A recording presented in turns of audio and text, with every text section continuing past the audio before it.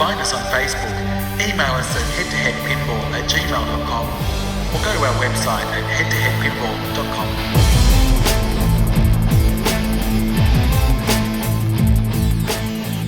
head2headpinball.com. Welcome everybody to episode 7 of the Head2Head Pinball podcast. My name's Martin, and with me, and yes, I'm as surprised as much as you, we've got Ryan C back again. Hey, yo, mate. I think we're probably both surprised that we're both back. Yeah, and we've got a big show for you today, guys, and girls.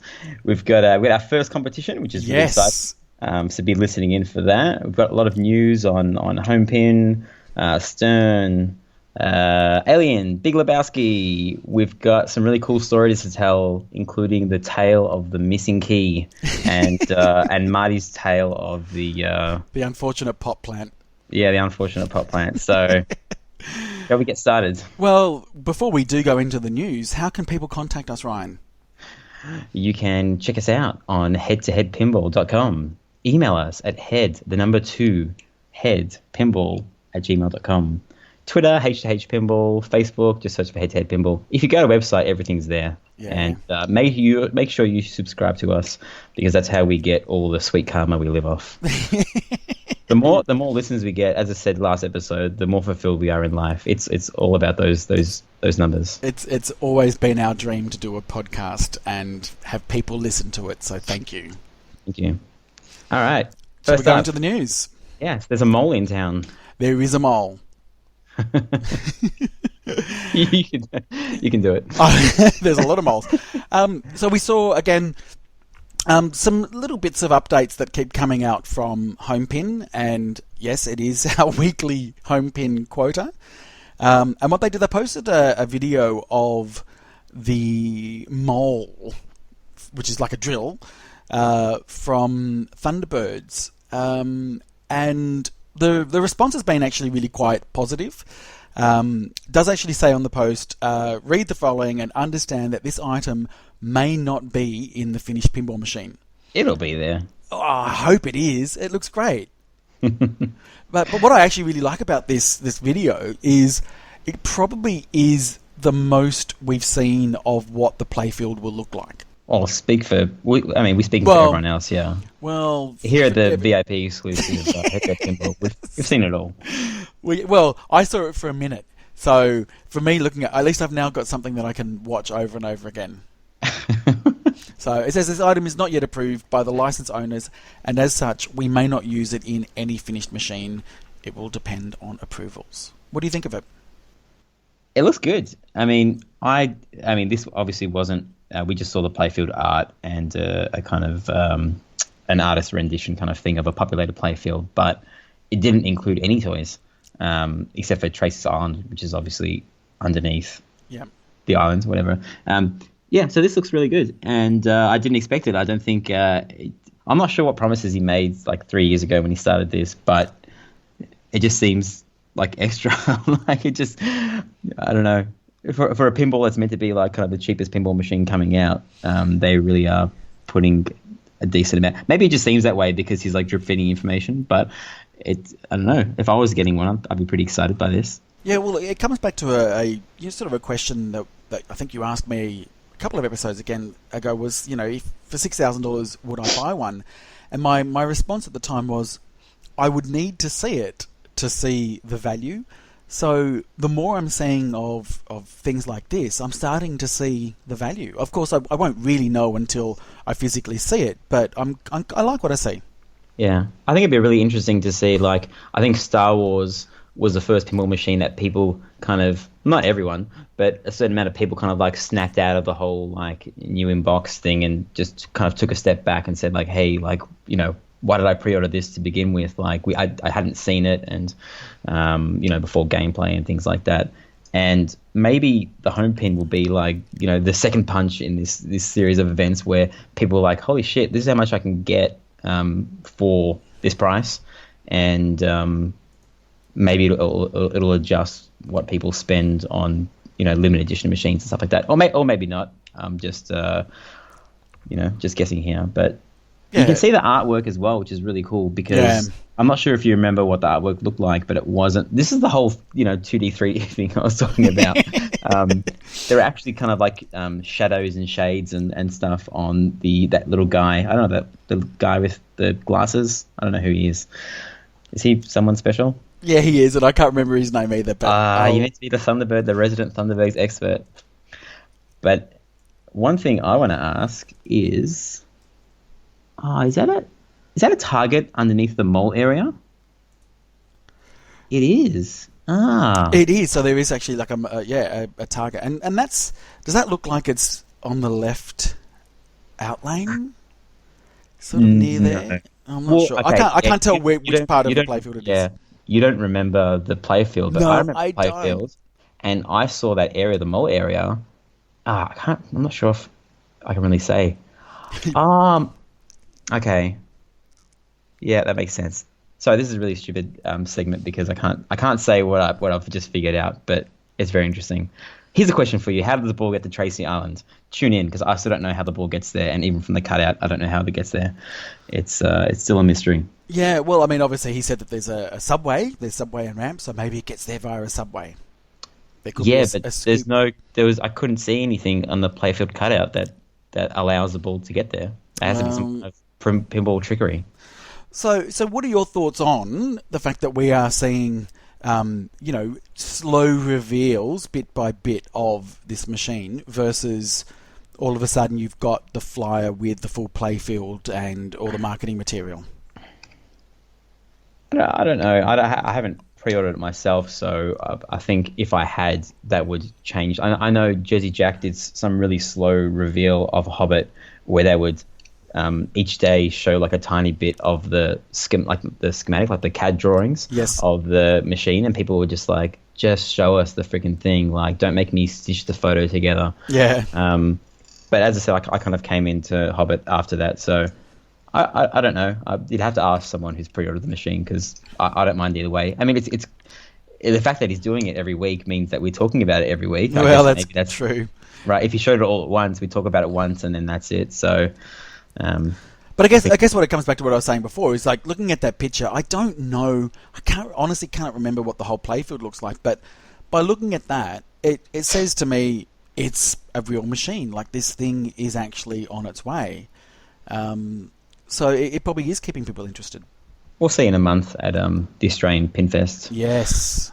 Yeah. So, moving on to Stern. What are they up to? We just missed this news by like one day in the last episode. This news is 1 week old. Mm-hmm. But Stern are now, they're going to be manufacturing pinball machines in Brazil. And so those made in America or made in the USA stickers, do they get changed to made in Brazil? Well, or like whatever the word made is in Portuguese? But is everything going to be made and assembled all from in Brazil, or are they going to still be able to say it's made in USA because the majority of the parts are made in the USA? Well, I think this is the problem is Brazil have these weird laws, not weird, but they really try and protect local manufacturers. Like Australia doesn't do it. Like nothing really gets made in Australia anymore. No, we're crap at everything. Yeah, well, I mean, it's Chinese country, Asian countries, they have a lower standard of living and they can pay people less, and stuff is cheaper over there. But for Brazil, they tax imports that are made in a different country at ridiculous rates. Like the stuff that I used to sell to Brazil, people used to get taxed 70%. I think it's between 50 and 100%. So hey, you buy a car for $100,000, it's now $200,000.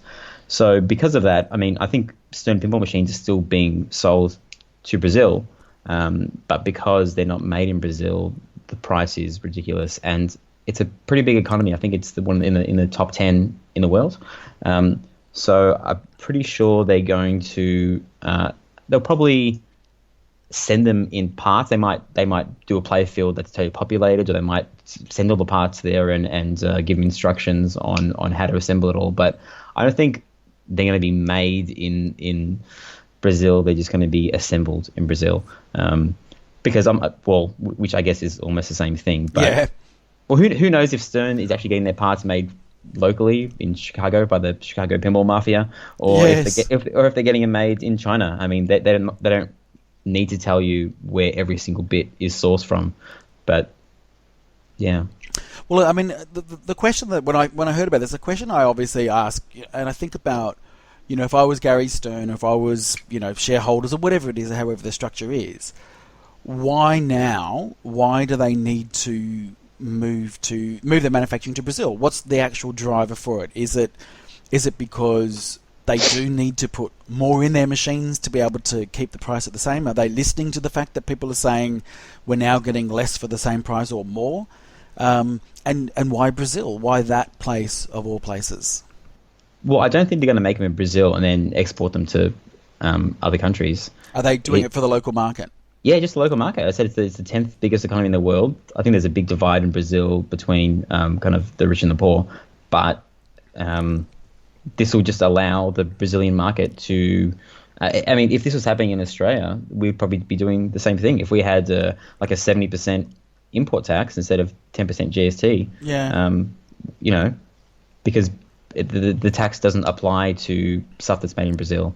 So I was reading the Pinside thread, and there's an interesting post, and it says, in the 70s, Gottlieb shipped unassembled game components to Brazil because it was a tax-free zone and assembly was finished there. The components were backglass playfields, lightbox insert, lower cabinet insert, aka the motherboards. Gottlieb did not ship the playfield, glass, or the cabinet. These components would have to be procured locally by the recipient. In 1978 to 1970, the old Stern did the same thing, shipping knockdown games to Australia, where the cabinet and playfield glass, among other components, like maybe the speaker, were procured locally for final assembly by Leisure and Allied Industries.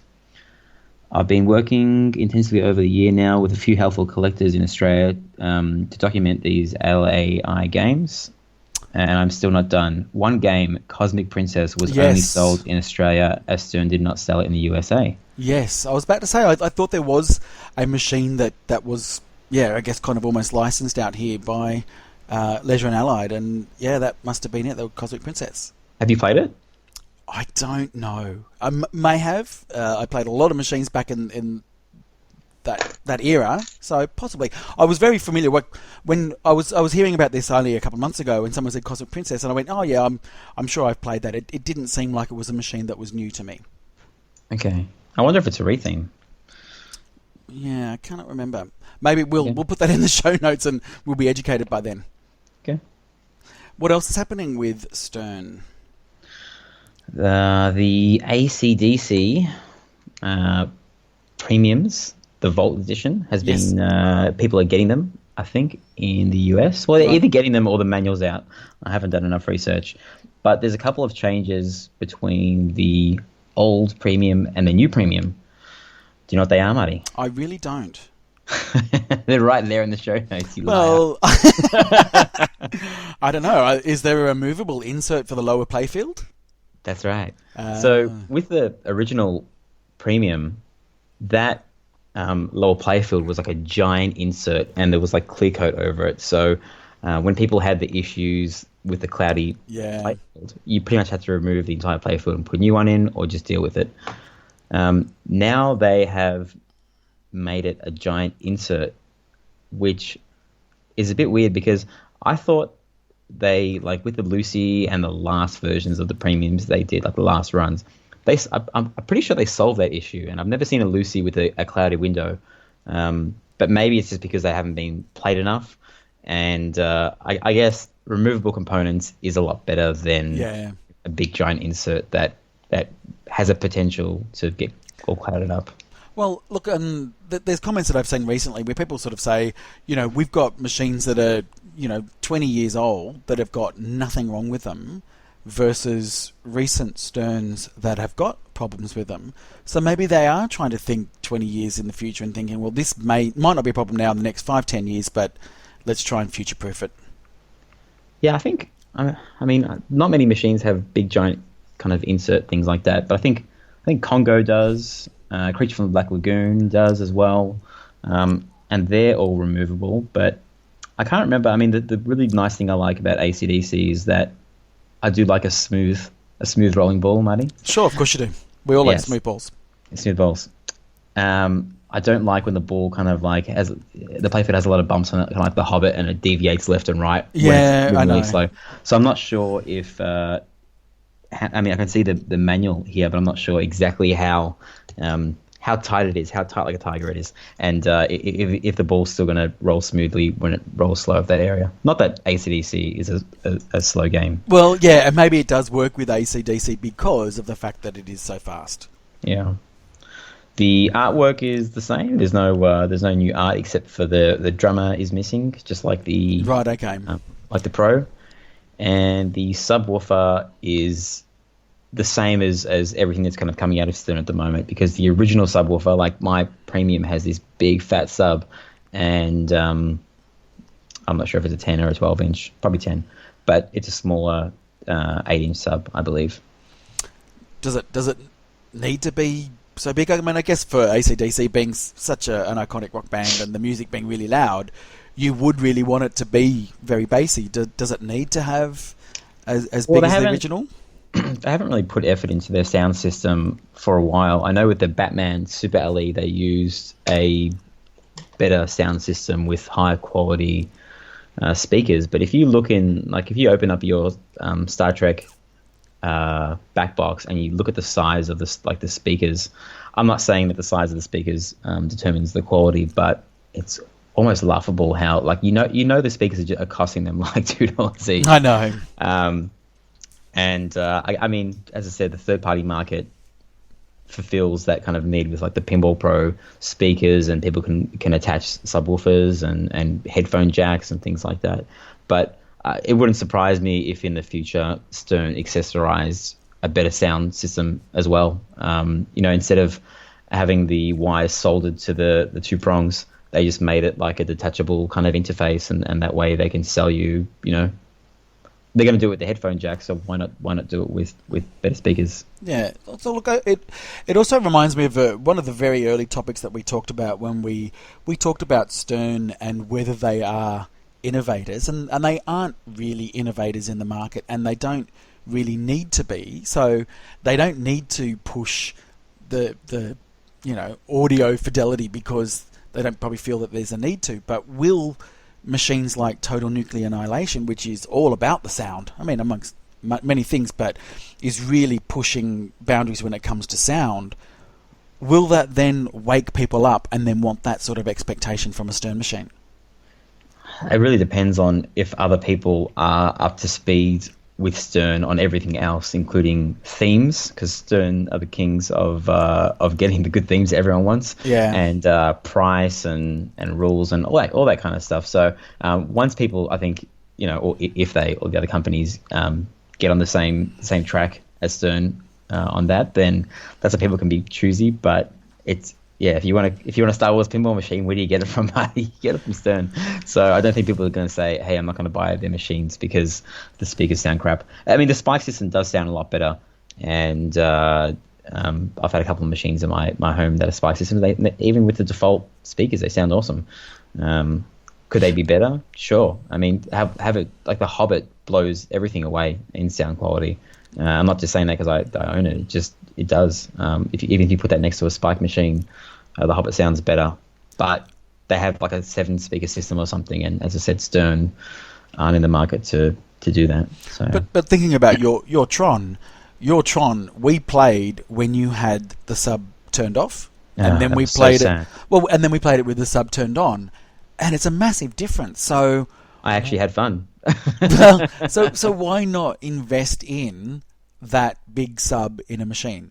Well, that was an external sub, so of course they can't sell that. But I mean, I think really big subs can cause other issues like rattling the glass, fair enough, causing more vibration in the pinball machine, which can lead to like loose connectors and things like that. I don't know. Well, I guess we'll see. But I love sound in pinball machines. I love really great, loud, bassy sound. So I would like to see that in a Stern machine. So you know, The high pitch stuff is important as well. I put a Pinball Pro system in my Star Trek, and then I uninstalled it after 30 minutes and sold it to a friend because I thought it was going to make the game better. But there's certain high pitch frequencies and sounds in Star Trek, like when you get super ramps, or just heaps of sounds. And when you put a different speaker system in there, it just doesn't sound the same. And maybe that's what it's meant to sound like. But once I get used to a certain sound, like the shitty sound in Doctor Who, I'll complain about it for a week, and then I love it. Don't make it sound different. Don't put a pinball pin sound board in there. Just if it's a shitty sound system, then just get used to it. So yeah. Or get something external hooked up to improve it, which is what you've done. That's right. So, moving on to some more Stern news. We finally got a statement from Zach Sharp regarding the John. I'm going to say his name wrong again. Trudeau. John Trudeau. Yeah, and as I said last week when we talked about it, it was Zach Sharp. I was thinking, God, this is the first thing that he needs to deal with, and it is. Yeah, baptism of fire is what I said. So, do you want to read it out? Yeah, sure. So this was actually on the Pinball News website, which is pinballnews.com, and so he actually communicated directly with them and said, it's unfortunate that a topic such as this is my first formal communication to the community as an official voice of Stern Pinball, but we wanted to address the community about this extremely unfortunate and sensitive situation. Like the community, we are processing a litany of emotions over the allegations against John Trudeau, and he is currently not reporting to Stern Pinball. Stern Pinball does not support or condone this type of alleged behaviour in any capacity, and will be donating to Hope for Justice, the premier charity in the fight against human trafficking. And my first reaction to that was, again, what I was thinking. For the first thing that Zach has to do, that's pretty full on. But I'm glad that Zach is the person in charge of that kind of communication, because I think that was, for me, exactly what needed to be said.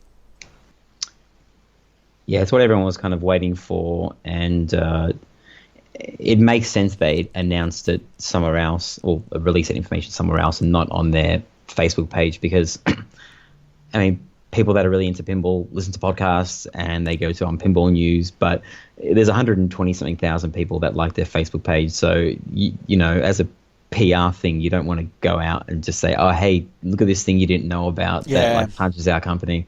So I think that kind of satisfies both parties. Yep. And it was kind of interesting they did it on Pinball News, because Stern, about a year ago, kind of fractured their relationship. Well, I mean, they both fractured their relationship with each other. I'm not sure if you remember, but there was, when the Super LE got announced, which was around this time last year. Yep. Right before Expo, and they were trying to take orders without showing anything at all, no pictures, no nothing, for the Super LE, for the Batman Super LE. And Pinball News wrote a little article about the news, but they added a little bit to it, and they said this is an obvious, I'm not sure if I'm paraphrasing here, but it was something like, this is an obvious cash grab from Stern. And that rubbed Stern the wrong way. And when I was at Expo, I think the guy's name is Martin that runs Pinball News.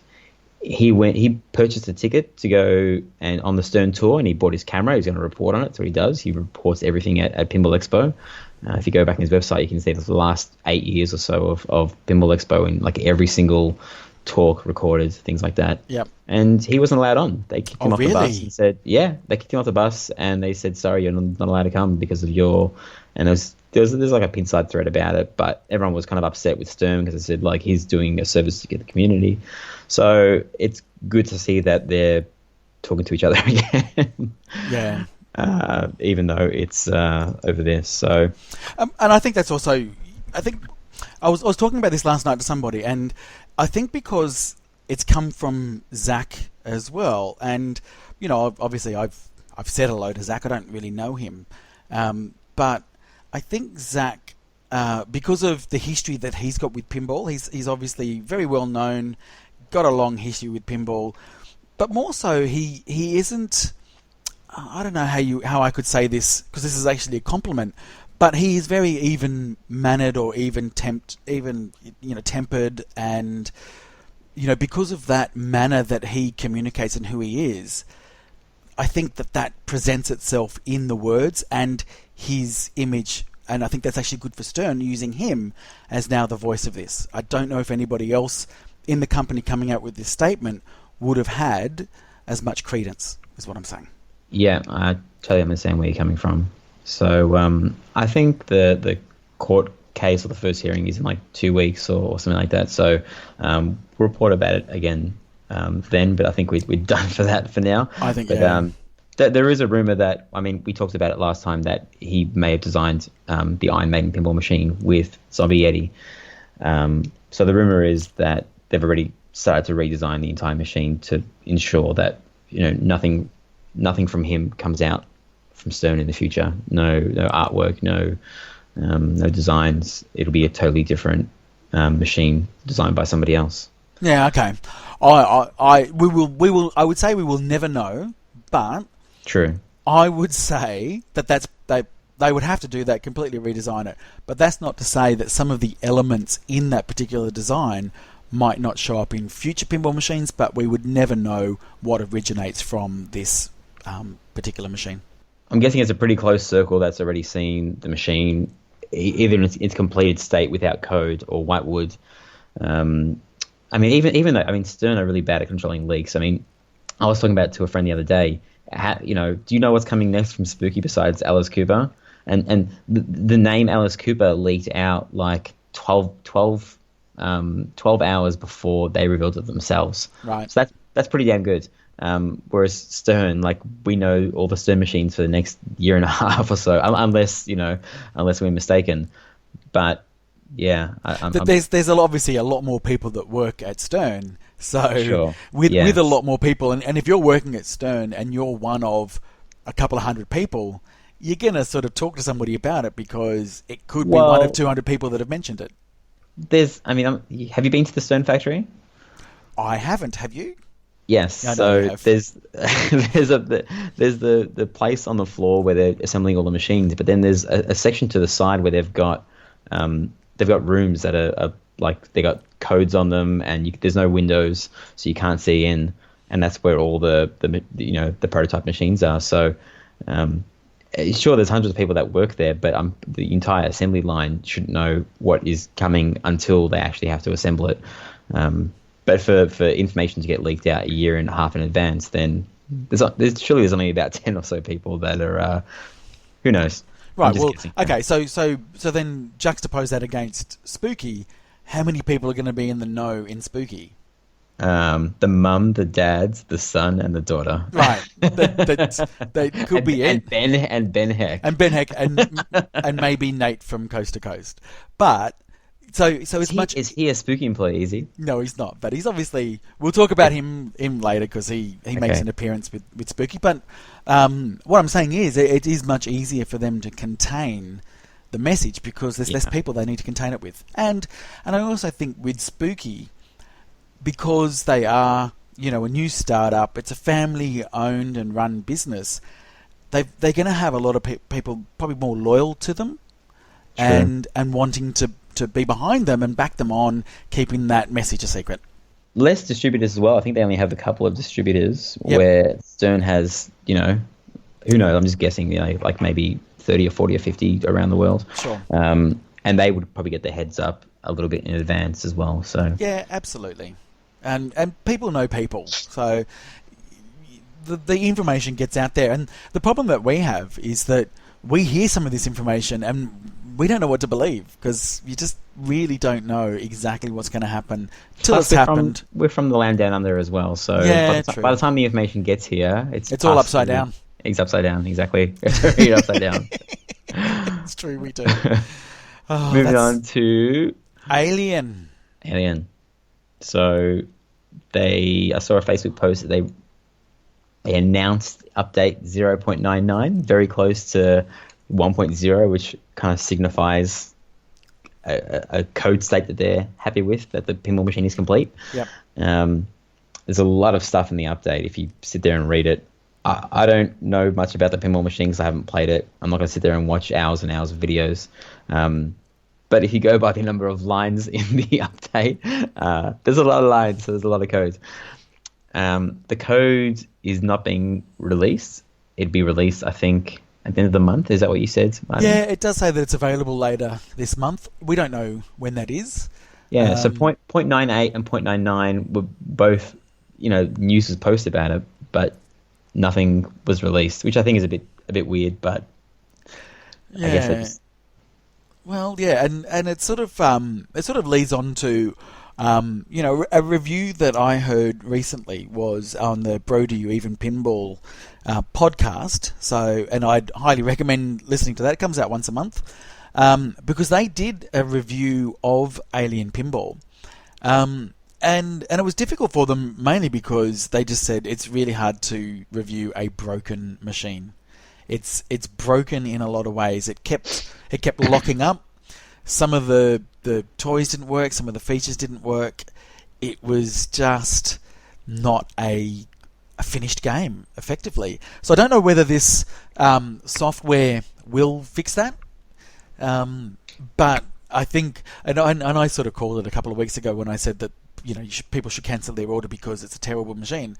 And I said I'd thoroughly recommend you listen to their podcast because they do review it, and they basically say it looks great, the presentation is fantastic, but it's a really, really clunky game to play, which I thought it was just by looking at videos. They said it's very dark. In fact, it's probably the darkest machine they've played. But the worst part is it's just broken. Maybe that's why they shipped all those new computers. Maybe they realised the instability was to do with something hardware based and not software. Yeah. I don't know. As I said, until it's properly released, then we're just guessing. But pinball reviews on machines that are either broken or kind of not ready yet are always a bit weird because what are you actually reviewing?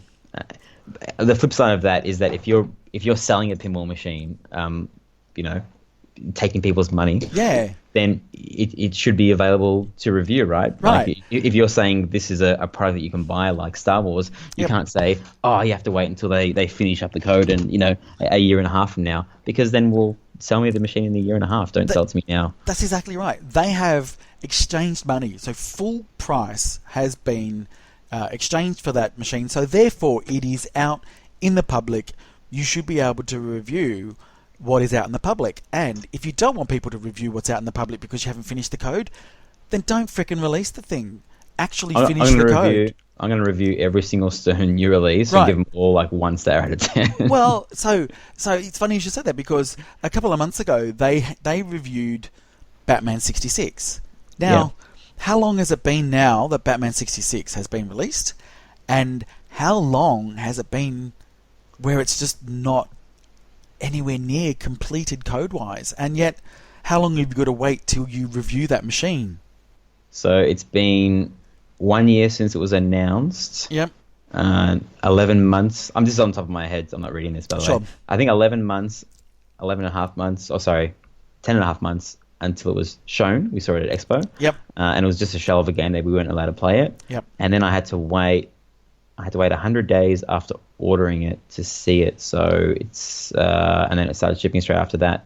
That was right after Christmas, I believe. So it's been out in the wild for about 9 months, which is a pretty long time. That's And a long it's still- time.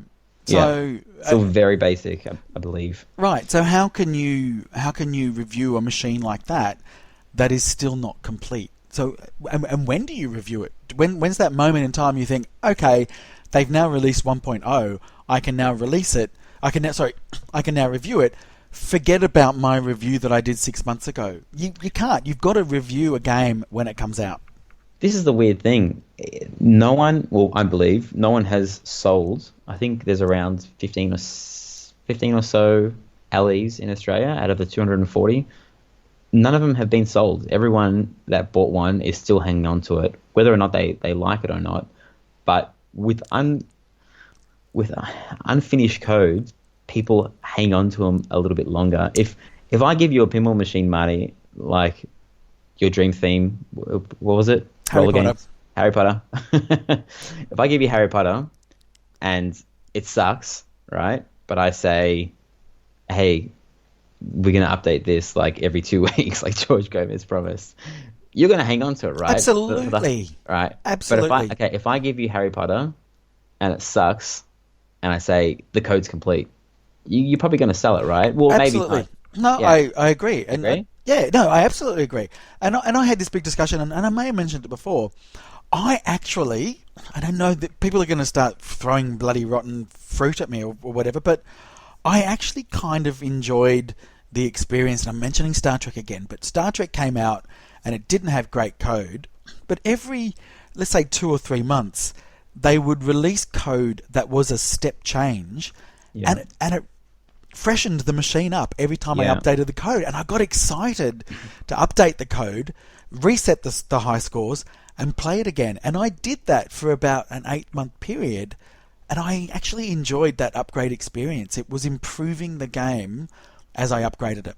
I think it's good as well. I mean, no, I agree with you on that. As long as the updates are an equal length apart, like you can't have 3 updates in a month and then nothing for 6 months. It just makes the pinball a bit stale. Yeah. And the same thing happened with The Hobbit, where I was really kind of enjoying the updates, and then they just kind of stopped. And then I knew they were working on Dialed In, and then Dialed In's complete, and The Hobbit still isn't done. And now I know they've got the 4th pin, and I'm guessing it might be released as well with complete code, and Hobbit just kind of keeps on getting pushed back. So it is frustrating. I said George Gomez during the first stream, it was a bit of a, I'm going to use the word schmozzle. It was a bit of a schmozzle. It's a big word. And basically, the pinball machine had hardware issues, but also software issues where it wouldn't kick out the ball in locks and things like that. It was embarrassing. I cancelled my order directly after the stream. You're welcome, Stern. You're welcome, Stern. Thanks for showing it. And yeah, George Gomez promised, maybe he just did it on the spur of the moment. He said, Lyman's not going to touch any other pinball machine until he's finished and he's satisfied. And he will be releasing an update every 2 weeks. And then I think it was 2 weeks for the first update, and then 3 weeks, and then 5 weeks, and then nothing. And they released a statement saying, I think it was an email to someone saying, there's not enough that's going into these small updates that are taking a month. Lyman would rather just do one big update. So everyone's still waiting. It says Lyman Sheets. He hasn't had a stinking game for a very long time. The last game that he's had that people don't really speak that highly of is Batman Dark Knight, which I haven't played enough to say if it's a good or bad game. I like it a lot, actually.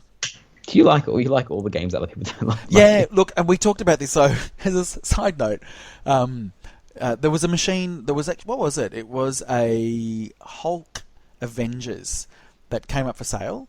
And somebody snapped it up, and I sent a note to Ryan saying, "Oh, damn, I was going to talk to you about that." And he said, "Well, I don't know what machines you want."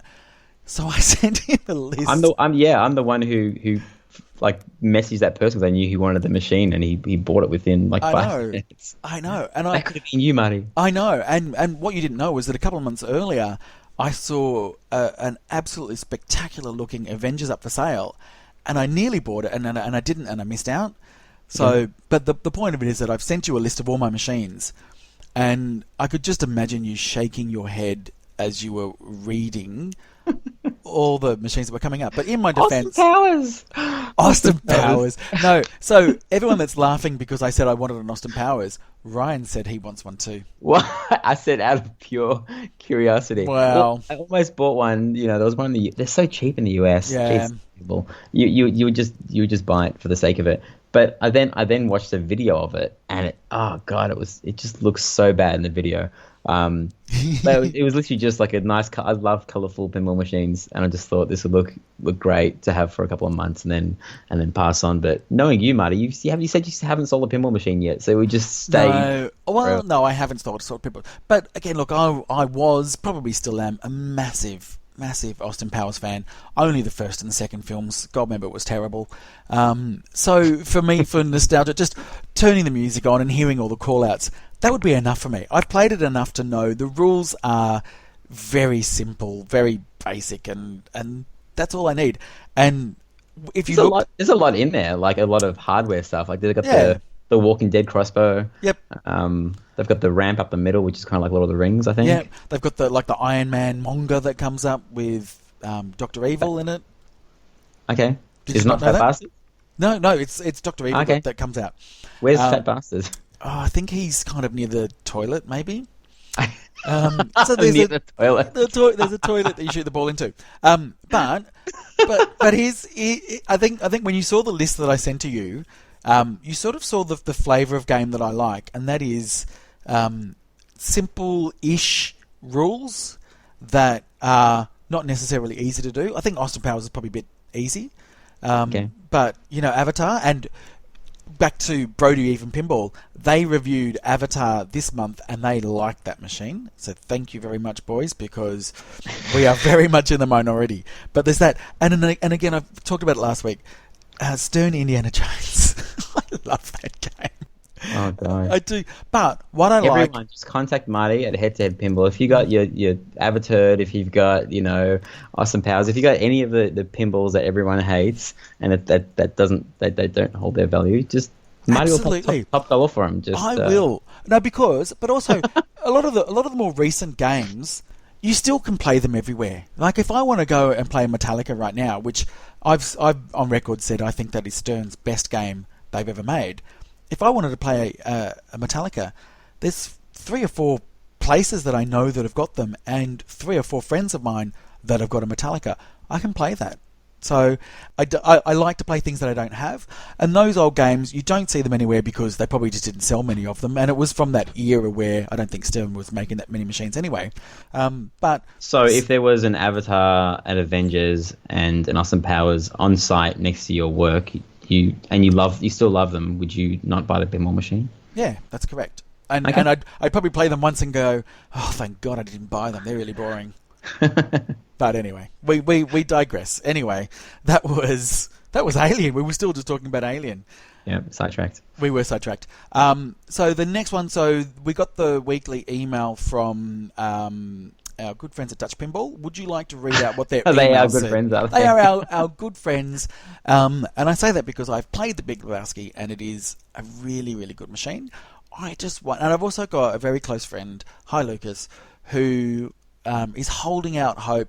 He really is. He's got this really good positive attitude that he's going to get his machine one day. And because of that, I want him to get his machine. So I don't want to look at it and say, this company's terrible, they're the new contract manufacturer, it's not going to work out, and blah, blah, blah, and, they make photocopiers or folding machines, whatever it is they do. I actually want them to make this machine so Lucas can be happy, so he can get his machine, and I can go over and play it. But what did they have to say, Ryan? It's all about the streaming. It All is. right. It's Friday again, so here is your weekly update about the production of the Big Lebowski pinball. We introduced our friends Cointaker to our new contract manufacturer, and both organizations were happy to meet each other via Skype. The 3 of us talked for 1.5 hours about plans and expectations, and we concluded that 2018 will be a very good year for our 3 companies. We will introduce our new contract manufacturer to you at Expo in Chicago from Wednesday, October 11th to Sunday, October the 15th, where we will do a presentation on Friday at 6 p.m. This week we also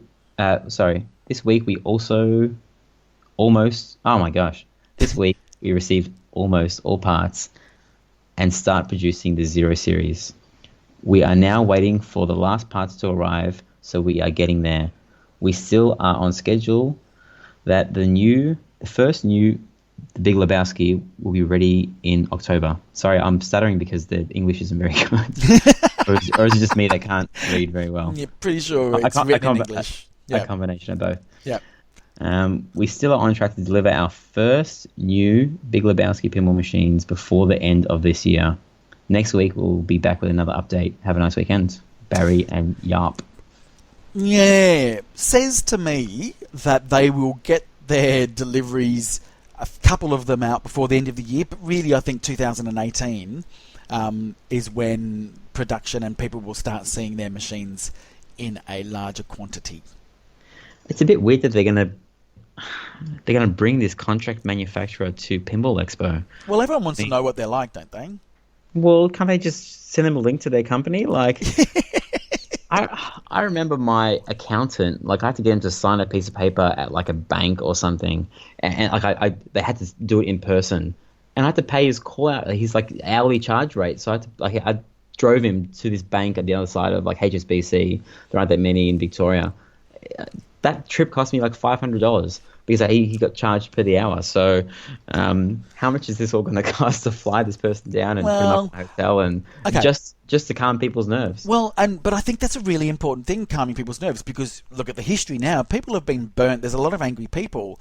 So it's all about people are already pissed off. Like, yeah, no, I know. And but they demand their money back, but they can't get their money back anyway. So what's the point of calming down people's nerves now? Because there are still people that are holding out hope that this is going to be done. And, you know, when they announced this manufacturer and they said that they manufacture machines that fold envelopes, there was some negativity about that. So this isn't about just, you know, I think this is about controlling the message. Because if you say our company is, let's say they're called the Dutch Folding Envelope Machine Company, LLC. That's actually their name. Just look them up. What do you think the first thing that's going to happen on Pinside? It already happened. People...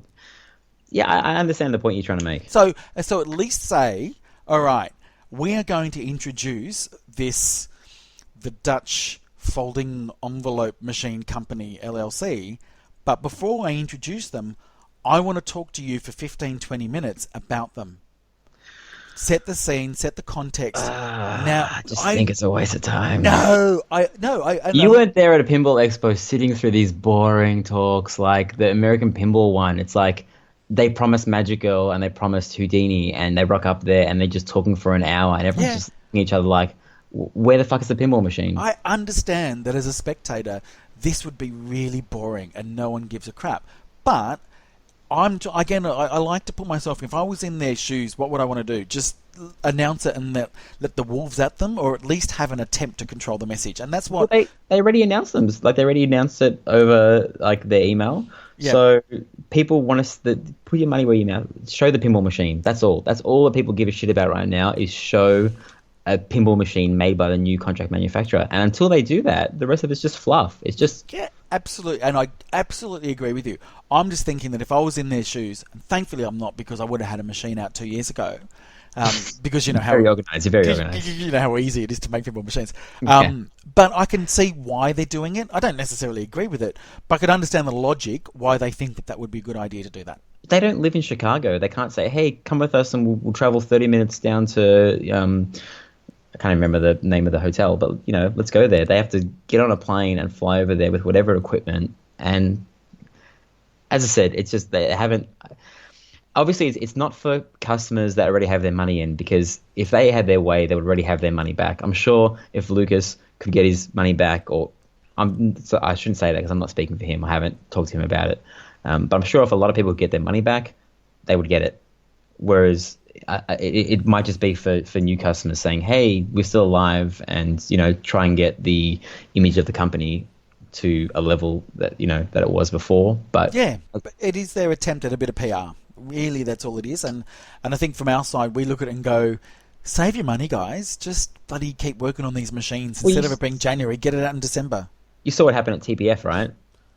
No. Oh, was that the original guy? The Texas Pinball Festival in March. They rocked up there and they spoke to everyone for around half an hour or so, I believe. Yep. And then they tried to take orders for Virus Pinbot 3.0, and everyone was just like, are you freaking kidding me? Yeah. Like the Super LE, like, you know, it was like 12. I can't remember how much it was. It was just, the whole situation was laughable. I said, I just don't think they can read. Do you know some people like me, like I can't read. I listen back to the podcast. I'm like, I can hear Marty's tone of voice. He wants me to stop talking right now. Right? Okay. In the heat of the moment, I don't get it. I can't read it. I can't see your eyes. Is I it can't really read that body obvious? language. What was that? Is it really that obvious? Yeah. It is. It's obvious. But this is like, I feel like they can't read the type of market situation they're in at the No, moment. I get that. And I think what we're really sort of saying is the one thing that they really need to do, they need to earn the trust back from just about everybody. And the only way you're going to do that, frickin' deliver your machines. Deliver it, then we might trust you a little bit. We'll never fully trust you, and don't think everyone will forget what's actually happened. But that's what they've got to do right now, and that's all we're interested in is just deliver these machines. And then I'm interested in what's coming next because there's some rumors that they've got the Back to the Future license. Really? Which was my next. As I said, Ghostbusters was the Grail theme, and a good Back to the Future machine. I hope it's not with them. I don't get Back to the Future. I know a lot of people do. I don't. What? No, don't get it. Sorry, everyone's going to hate me for it. I don't get it. Ignoring number 3, right? No, well, I loved the first Number film. 1 is almost the perfect movie. Yeah. Number 2 is good because of the futuristic kind of thing. Yep. And number 3 is just... I don't need to see it in a pinball machine. Yeah, for sure. I mean, there's some things that don't translate well to pinball machines, and we'll segue into the the question that we asked a bit later on. Yeah, people about these strange themes, because some of them are just movies people like. Yeah. Anyway, moving on. Anyway, so that was the news. So what's happened this week? So normally I would ask you what's happened in your week, and you would ask me what's happened in my week. But this week, what's happened in our week, Ryan? Let's start with the Red Smoke mod. Okay. We got I organised... There's a guy on Pinside that's making a replacement witch for the Wizard of Oz pinball machine. And it never annoyed me that the witch kind of looks a bit weird, like she has a couple of extra chromosomes. But I don't know how else to describe it. Her eyes don't even line up. One eye is higher than the other. I'm not sure if yours is like that, if I just got like... I didn't look. You know, the witch that came with Wizard of Oz has just lacking any detail. I can't tell whether she's got eyes. Yeah, it said never annoyed me until I saw this mod that this guy has done. And then I was like, now I can't look at that witch anymore. she doesn't suit the pinball machine. The pinball machine definitely has a premium feel to it. It really feels like a limited edition machine, regardless of how many they've made. They could make 10,000 of them. It still feels like you have something special in front of you. Yeah. Because there's the haunted forest, there's the castle doors, there's the monkey. There's so much stuff. There's a spinning house that has a door that opens. It's ridiculous how much stuff is in there. But the witch is a bit of a letdown compared to the rest of the machine. Yeah, you know what? It's just really interesting. I never really cared too much about the witch on my Wizard of Oz, and I now realise why I never cared too much about the witch. She was in that stupid plastic container thing, tube, whatever it was, and she just looked a bit rubbish. Now that I can actually see her in this red smoke mod, I actually care about the witch being there. It was almost like being... Are you going for the shot more now? Are you going for her in the... Yes, I am, but admittedly, I streamed last week, more on that later, but and because I wanted to show people how great this mod looks. But it is, you actually see her, and you actually see her rise up and down a lot clearer, so it actually has a greater impact. And there's no glass cage of emotion. Yep. And you can just see her face. Yep. Ugly face. Yeah. And yeah, we'll link in the show notes. So if you want to buy that, I think he's going to be finishing up soon, because making pinball mods is fun, but if you keep on making the same thing over and over and over again, it can be quite tedious and boring. So it took 3 months for him to send. Like, I organized kind of like a bulk shipment down just to save everyone on shipping and just to get everything together. And if he's still making them, I think he's doing his last run. So if you want your Wizard of Oz to look better than it currently does, we'll put it in the show notes. And let him know that we sent you. We're not going to make any money from it or anything, but just it'll be a nice thing to let him know. Do you know what was actually quite funny is that, I think, let's say 2 weeks before they arrived, you sent me a note saying, hey, I've organised 10, but I might be able to get an 11th. Do you want one? I went, yeah, absolutely, bring it. So 2 weeks later I had it. I then went back to You're not Aussie meant to tell people that. That's line skipping, Marty. I had to pay full price for it. Let's say that, but it was just so I could get it all in that shipment. But what I then did was I went into Aussie Arcade and realised that you had been advertising this since March or something. I think it was May. It was 3 months, and so it took a while. And I had an opportunity to get half of them about a month ago, and then he said he was fine tuning the mold, and I thought I'll just wait so everyone gets them all at the same time. Yeah, I don't want half the people to be upset and the other half happy. So I asked him for you, my podcast partner, my new best friend. Yep. If we are besties. Yep. If you can squeeze me in. Yep. And yeah. But they're amazing. So bloody get one. One of the best mods. And I think you and I both said this before. We don't like to mod our machines. Like maybe put some lights there if you don't like the lighting or something minor cosmetic. But I'm not somebody that would put a toy trinkets or any addition. I don't like doing that. I like the way the game was presented with some minor adjustments. So this is the first real mod that I've done.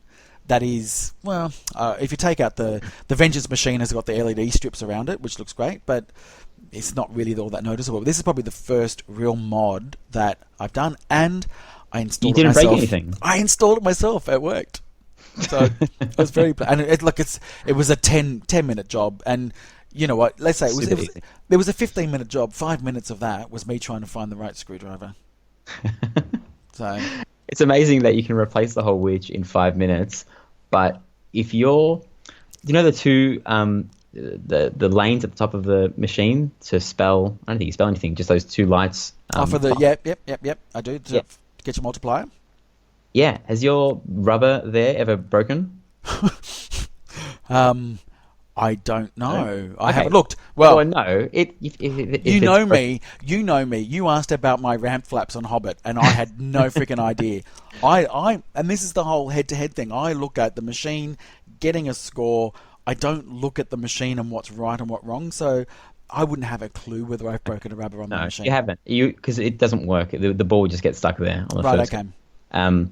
It's a pain in the ass to change that rubber. You have to remove so many little things. Oh, right. And it's funny that replacing the whole mechanism is easier than changing a rubber on that machine. Moving on to things that go bump in the night. What is things that go bump in the night, Marty? Well, it is actually it's a documentary, I guess is probably the best way to say it. It's a movie that has come out which talks about the spooky pinball story. And it's I think Joel Reeves was the director. Joel and Dana. Yep. And it's on Vimeo, and you can either rent it or you can buy it outright. It's really cheap. It is actually really cheap, and I had been meaning to watch it, and we talked about it, and so we both watched this movie over the weekend. And what was really interesting is, you can hear the story about, well, any of the manufacturers. You can hear the rise and fall and the rise again of Stern, the rise and near-death experience of Jersey Jack. I'm maybe exaggerating there a little bit, but then the rise again.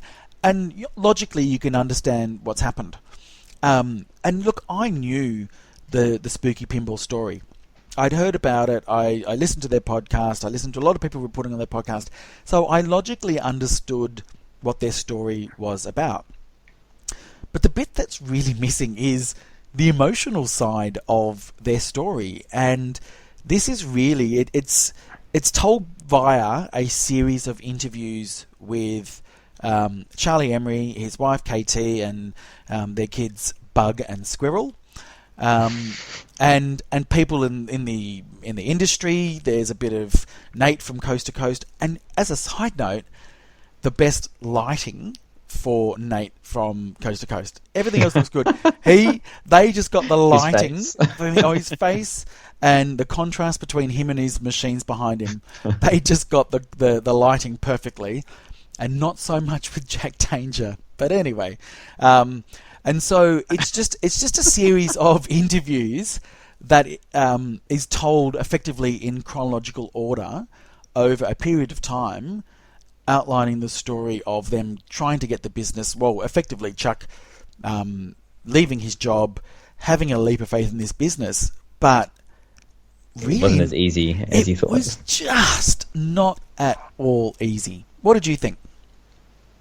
I knew a bit of the story, but it's kind of like the whole Wizard of Oz debacle in Australia. When you're not there when it happens, it's hard to piece everything together. So this kind of like I knew little bits from here and there, and then watching the documentary / movie, everything made sense. Well, obviously, yeah. But the bit that struck me, spoiler alert, there was a bit of a light bulb moment when the bank manager from the town Benton's a really small town where Spooky Pinball is located. I think he was lending them money to fund it, and then he walked in and saw the first prototype machine of America's Most Haunted, which I think might have been called Ghost Squad back then. It still had the old decals and everything. And he said, I'll take that machine. And he put it on site at the local pub, and he was charging 25 cents for a game, which is ridiculous for the price of the machine. And there's a big sign, and I paused the documentary to read the sign behind the pinball machine. And that was the moment, that light bulb moment, that made me it made me realize what Spooky was all about, and their whole kind of town, the loyalty, because Spooky could easily be distributing machines in Australia through a distributor, and they could be contacting people from all around the world, but they want to keep it. They want to keep supporting the people that support them, right? Yep.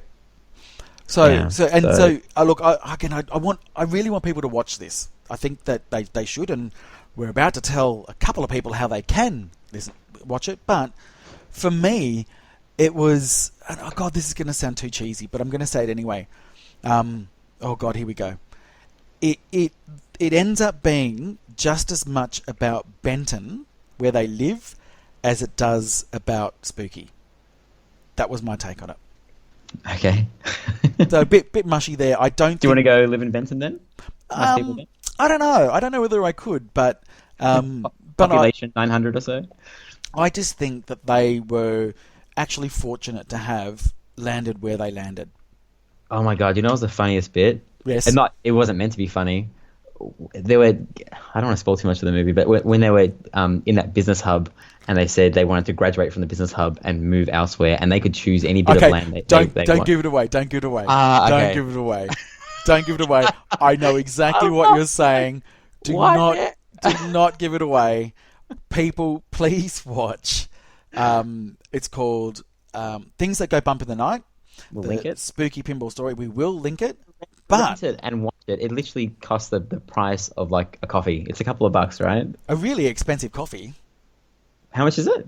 Well, I think it's $11 to buy. I don't know how much it is to rent, but buy it because somebody's put their blood, sweat, and tears into this. You can tell. So just support them. Anyway. Yeah, last documentary before this was like the battle to save pinball was about the demise of Williams Pinball. Yeah. So this is a positive story about pinball. So support them, and more of them will come out. So Ryan, how can two lucky listeners of Head2Head Pinball possibly watch this? This is our first giveaway, baby. Here it is. Oh yeah. Do we have theme music? Dun, dun, dun, dun, dun, dun, dun, dun, dun. The Star Wars theme music. Pretty sure that's something from Star Wars. I'm not sure we've licensed that. Do you want me to sing Ghost Squad? No. I'm a Ghost Squad. Dun, dun, dun, dun. If Charlie's listening, I found that hidden song inside the menu system of Really? It's Haunted. There's a hidden song. If you go to speaker test, you can hear a song where Charlie is just singing Ghost Squad for like 4 minutes. It's fucking hilarious. It's a Ghost Squad, dun, dun, dun, dun, dun. And it's so catchy, and it goes on for ages. And then at the end, he starts talking. He's like, "Yeah, I'm Charlie." Anyway, that's a little Easter egg. Yeah. So how can people be watching this as part of our giveaway? Okay, this is going to be a hard contest because I hate contests where you can just Google the answer.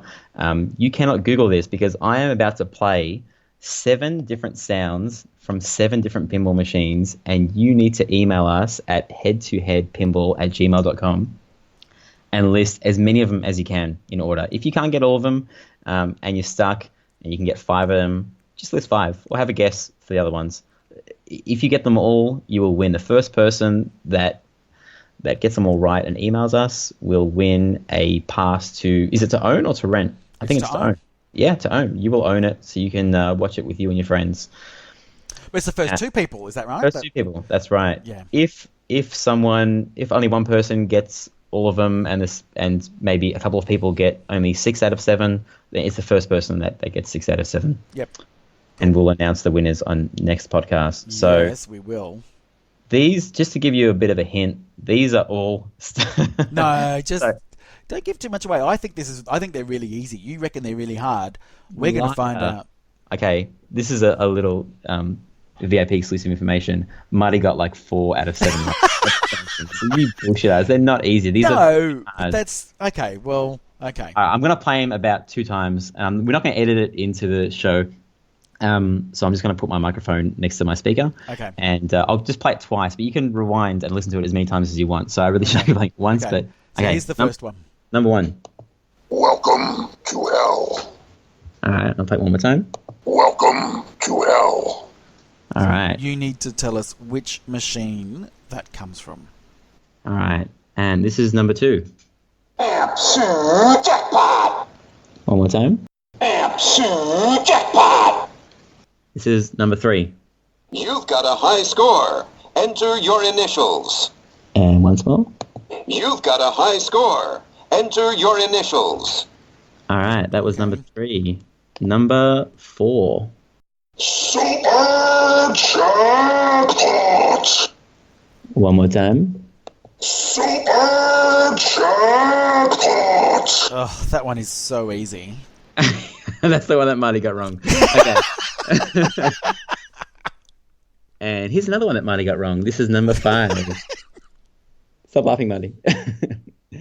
Hey, shoot that ramp again. Let's go again. Hey, shoot that ramp again. All right. Guy sounds a bit from the city. All right. Number 6. You're messing with my Zen thing, man. One more time. You're messing with my Zen thing, man. I got that one right. Did you? No. No. Oh my God, you got the last. No, I 4 did get that one wrong. right. I got that one Yeah. right. Well, you got one of it. Yeah. Okay. All right. This is the last one. This is number 7. You dare to trifle with one who controls the elements? Oh, absolutely horrible. Let's listen to that again. You dare to trifle with one who controls the elements? One of the most annoying call-outs in. So that's right. it. That's 7. This is like one of the hardest competitions. You keep on saying it's easy, but yeah. Okay. So now what I want you to do, play all 7 of them back to back right now.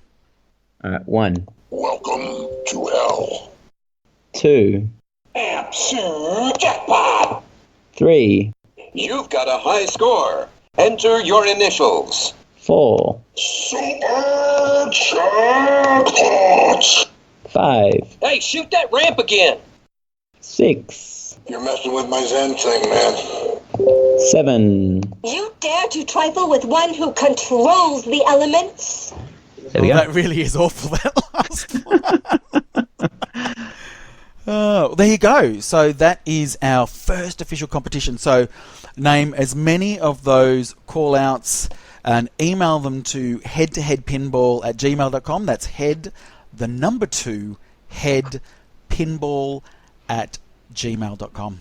No posting like your current list on Aussie Arcade or Pinsides. Like, don't, just keep it for yourself. I want to see how many people can get it right. So Everyone will get it right. It is really easy. yeah, right. Okay, that's things to go bump in the night. So email us through. What else did we do? Okay, you came over my house. Okay, I realized why you ordered things in the way that you ordered them. When you picked up the Wizard of Oz Red Smoke mod, you came over my house, Marty. Correct. And I noticed something about you that I hadn't noticed before, because mostly when I watch you play pinball, Marty, you're playing on the stream, and I think you have a different persona than how you actually play pinball. I Because think that is incorrect. I am the same person. no, you are not. You liar. I haven't really seen you skip animations and stuff, but you are so freaking impatient. You play pinball machines, and I am too. And I looked at them like, oh my gosh, we have that in common. When a sequence comes up like the start of multi-ball, some people like to watch it. No. You are a double flipper. You're like, skip, skip, skip, skip, skip, skip, skip, skip. Absolutely. And even if it doesn't skip, you sit there and you press it. And I'm the same. Yep. And I'm wondering who's more impatient. Is it me or you? Look, I think we probably have to have some way to measure that. I absolutely hate it when you have to sit through animation when I don't want to. And the reason why I do it is I'm in a game, I'm in the zone, I'm focused, everything's happening. Things like that make me stop. I don't want to stop. I want to stay focused. I want to stay in control, and I want to have that, on guard that I am where the ball's going to go. And then you have to sit there. I'm like, they flip the ball, move it on. And there's nothing more frustrating when you can't. And the worst game for this is, Ryan, you know what it is, don't you? Oh, there's lots of them, but one of the biggest ones is Ghostbusters. Yep. Which made me sell, like, that was like almost the final thing that made me sell the machine. I was like, you get the ball in the scoop, and then it does like the mystery award and gives you extra ball, and like in 20-something seconds where I'm not playing, I'm like, just freaking give me my ball back, dude. Yeah, exactly. Or let me skip. Yep. Or put a menu option. I don't even care if I have to go through the whole menu and find that option. Yep. Let me skip something. Well, and so that goes back to me sort of flipping through as well, and you wanting to. Let's say it is on either one of the scoops on Ghostbusters. I like to be able to flip and know that when I flip, that's when the ball's going to come down to me. True. So I'm timing the timing thing as well. Yeah. The only machine that doesn't really annoy me that much, and it should, is Star Trek. Because what? On Star Trek, you can drain the ball, right? And the ball's lost, right? Yeah. Like, show me my bonus, let me get to the next ball. And it will, if you do something right before you drain, like say you hit the black hole target, but it was busy doing something else as well. Like it'll say, hey, you got an extra ball. Hey, it'll do like a 15-second DMD sequence and then get to the bonus. And it's so depressing. It's like, I've lost my ball. Don't make me see the animation of I've just added more time to my mode, which I can no longer play because it's over. Like, it's so stupid. Well, and for some reason it doesn't annoy me on Star Trek because I love it. Well, it's not exactly that situation that annoys me as well, but it's more so when you are you're finishing a mode at the same time you're trying to start a multi-ball, and you get it into the scoop, and you have to wait for the mode to finish, it then to announce that you've got super ramps, then to give you an extra ball, then you've got to start your mode. I'm like, fuck, I just want to start this frickin' ball. I'm in the zone. Give it back to me now. And that can take too long. And I'm like, this is really annoying. I need to be able to flick through it. But that was one of the... That was one of the big appeals for me for Total Nuclear Annihilation, is just like there was just non-stop, and there was nowhere that the ball was being staged. As soon as it goes in the scoop, it just goes bam, straight out. And when Scott did the update that there was now a mystery awards, I was like, no, like don't. It was very quick. I'll give him that. It was like a bip bip bip, done. The ball's out. It was out in a couple of seconds, but it was still like, it still took away from that insane feeling. And people love it about like Walking Dead. Like Walking Dead is another machine that is just like non-stop action. There's nowhere for the ball to be staged except for shooting into the pops, where it might get stuck for 10 seconds or so if you're lucky, and that gives you a breather. But even then, you're still on edge when it's up there, because it can come out of the pops into the middle. So yeah, sure. I don't mind balls being staged for a long time. I don't mind the whole theatrics of it, as long as you can skip it. Like Keith Johnson pinball machines, you can skip. Like, he makes sure you can skip everything. I believe the start of every multi-ball. You can't skip the start of Ghostbusters multi-ball, and I'm sure people say, "Well, why do you want to skip it? It's one of the coolest intros ever." Well, no. I don't know. One of my favorite things to skip is the mystery on Metallica. When it goes into the right scoop, it's like, I don't care that you're going to give me either one Metallica letter or a grave marker. I couldn't give a shit. None of what you are going to give me is going to make my life better. So just skip it. I don't care what you've done. But in Tron, I don't skip it because I'm always hoping for like a free gem shot or a free Cora shot or something that's really useful. Yeah. But it's always 500,000. It never gives me anything good. No. Or a Clue helmet. I'm like, I don't want a Clue helmet. I don't give a shit about Clue. No, exactly. Anyway. So what that really highlights, Stern, who make Metallica, and the people that did the rules. Hi. Make a mystery shot actually worth something. Actually worth something. I mean, I know that, you could be, one shot away from Crank It Up on Metallica and it might give you that one last shot. That's great, but you're only really costing me one shot. It's not... I've never really had anything from Metallica Mystery which has got me excited. Well, if you're in Crank It Up and you get Mystery, you can, get double scoring or something, can't you? Sure, but for the most part, we're not in Crank It Up. But I can tell you... Crank It Up is where you drain the ball within 5 seconds as soon as the ball saver disappears. Exactly. Or like on Star Trek when you drain and it says, you got super ramps. It's like, well, I just drained my ball. Why are you telling me that now? But I got to say, the one thing, and I know that they have fixed it with a later code, but the most infuriating moment where you couldn't flip the flippers to skip through was the bonus on WrestleMania. And in particular, I mean, you've played WrestleMania, obviously. Yes? Once when it came out on base codes. Yeah, okay. So, WrestleMania is all about the bonus. You can put up these really big bonuses, but it counts down your bonus like a solid state, like Firepower or those Williams machines where it literally goes line by line counting down your bonus, and you couldn't skip it through. And it used to just frustrate. How long was it? It could take 20 seconds. Okay.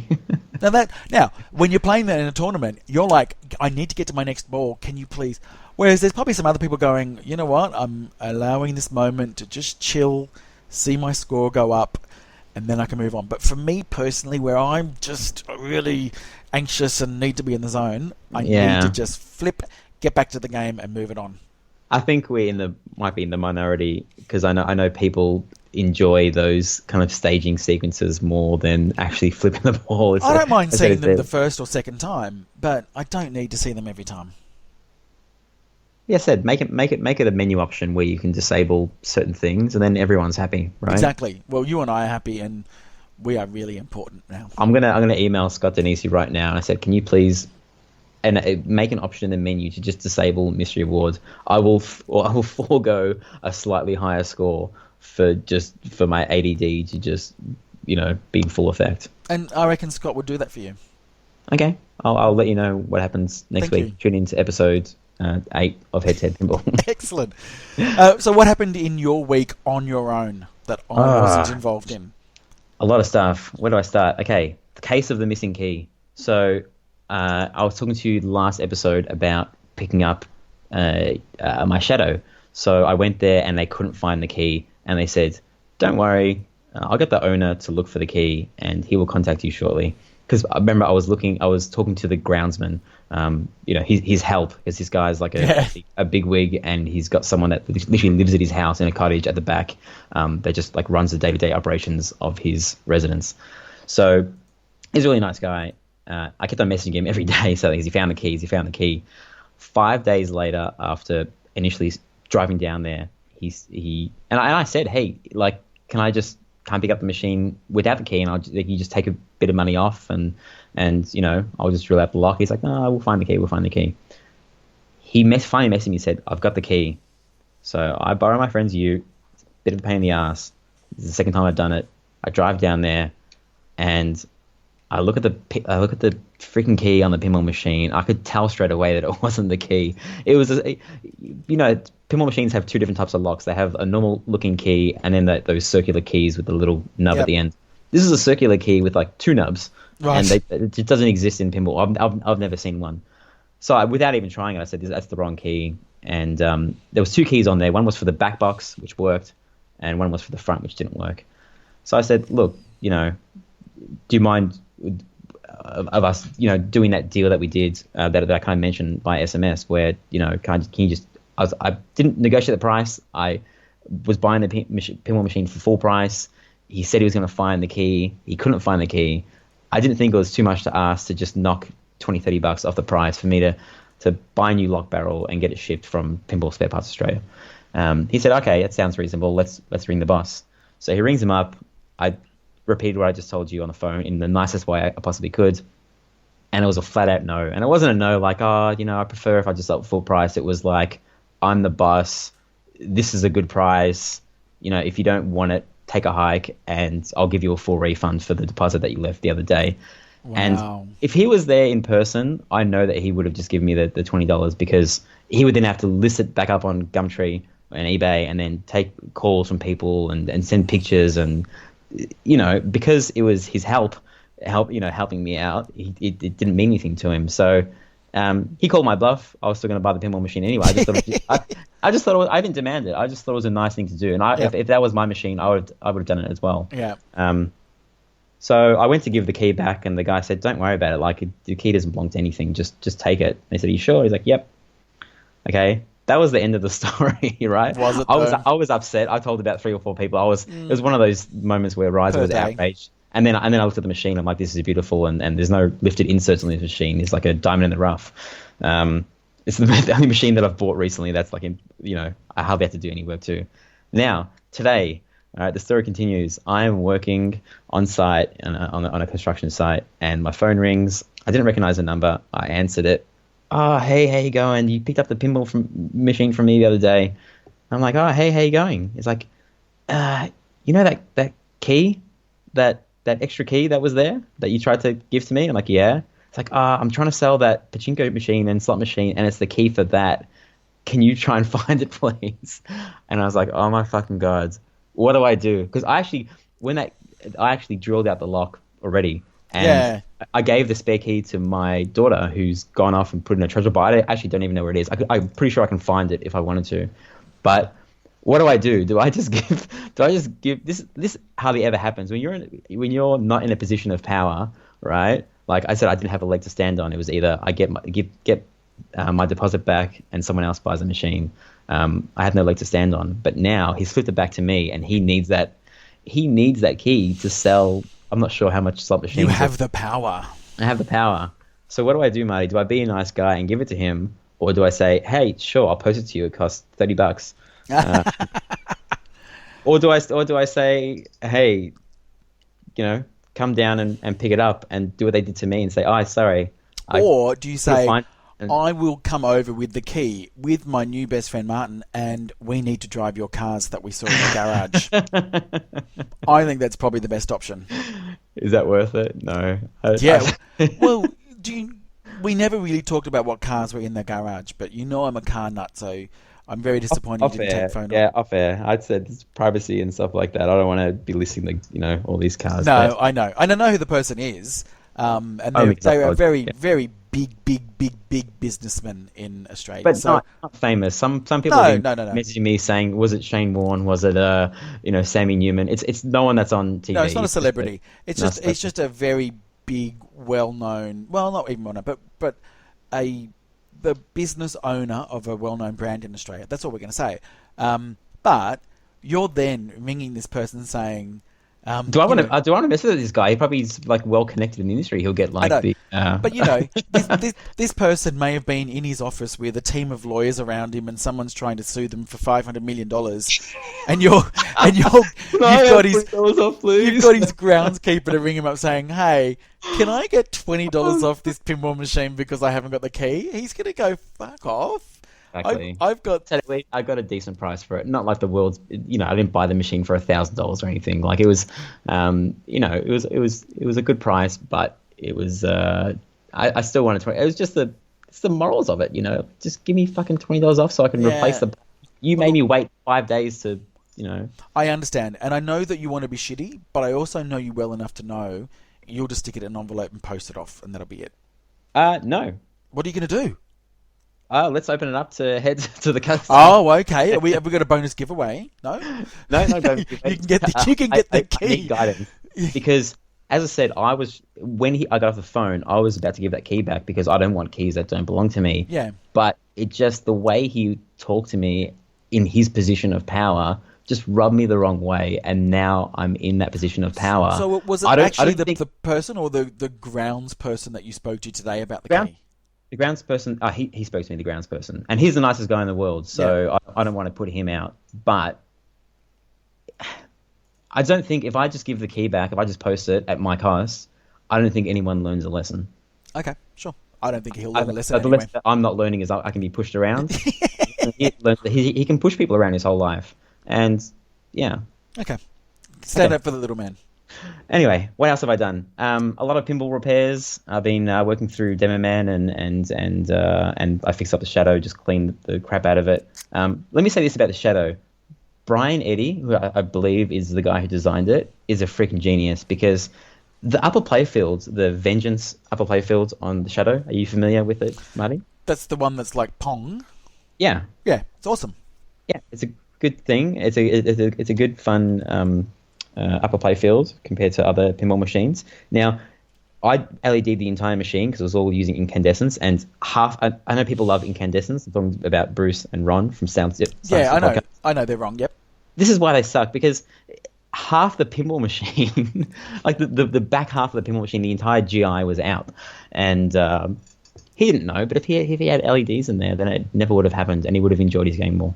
Anyway, the last thing I LED'd was, I was dreading it, is the upper playfield, because I didn't want to sit there and take out a million things, and I'm not really good with taking large sections of pinball machines out, because I'm a hack. Like, I can do stuff, but I don't document it well enough, and I don't put it back together as well. But to do that playfield, it's literally just one screw, and the entire thing goes up on a hinge, and not only do you get access to the underneath of the the upper playfield, you can clean the entire pinball machine. Like, you can get to the orbit. It's really? So Ryan loves Brian. Oh, ingenious. I was so happy. It literally made my day. Because repairing pinball machines for me, not fun. And I've got 5 of them to get up to the standard that I want. And I had a bit of pinball fatigue. I was a bit down on pinball this week. And another thing that kind of perked me up is, believe it or not, Kiss Pinball Machine. Oh my god, I hate Kiss Pinball Machine. I had one. I sold it. I finally had a good game on my friend's Kiss Pinball Machine, and I think I finished like 5 songs or something like that. And I was like, wow, this is actually like a fun game. I finally had a good game. Yeah, but I think it's a fun game. I don't think that you would play it much more than that if you had it at home again. I don't want to own it again. I want to have it in my house again for 2 or 3 months, because Chanel, my wife, loved that machine, and she actually played it with me all the time, because, hey, you're listening to Kiss music, and some people might not like it, but my wife likes dancing around to Kiss. Well, so see, what's interesting is that I was a Kiss fan. I was a Kiss fan when I grew up. I was obsessed with Kiss fan, and sure, there may be photos in the archive as me dressed up as Ace Frehley, who was my favourite from Kiss, just so you know. Okay. Playing Kiss made me hate their music. Oh, no. And I really don't like their music now. Now, on the flip side, I really did not like Aerosmith music at all. Okay. And I really love Aerosmith music that they've got on the pinball machine, and I've actually now liked them as a band and disliked It's the Kiss. same pinball, Marty. It's the same pinball. I'm just joking. Well, it's quite similar, but also there was a lot of Aerosmith songs I didn't know that were actually really kind of cool. But if you only go by the popular tracks, maybe not so. But they've actually got some tracks. But I really, that Kiss pinball machine has turned me off their music. Well done, guys. All right. Well, I'm back on the Kiss train. Okay. When I get a pinball machine, or when I play a pinball machine, I like to immerse myself in the theme. So I usually watch the movie. If I get, if I play Congo, I want to watch that crappy movie. The Shadow, I'll watch The Shadow.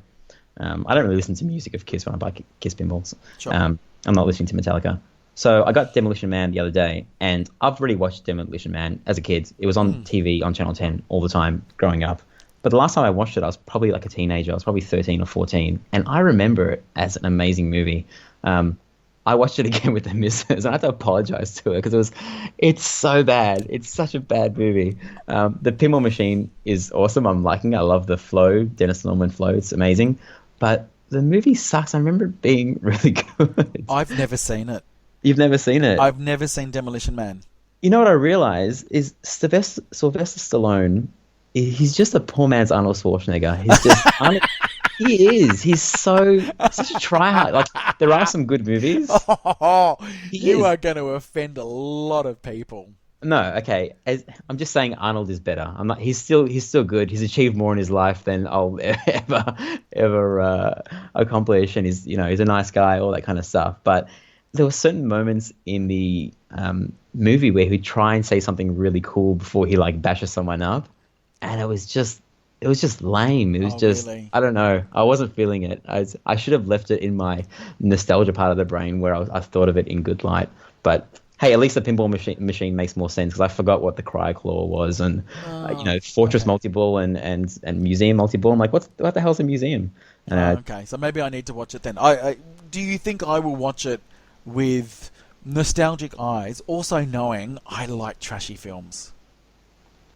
I don't know. There's a lot of really good 90s action movies. Like it was just the best 80s and 90s, the best time for cheesy action movies. I don't know. Maybe now that this is the problem with expectations.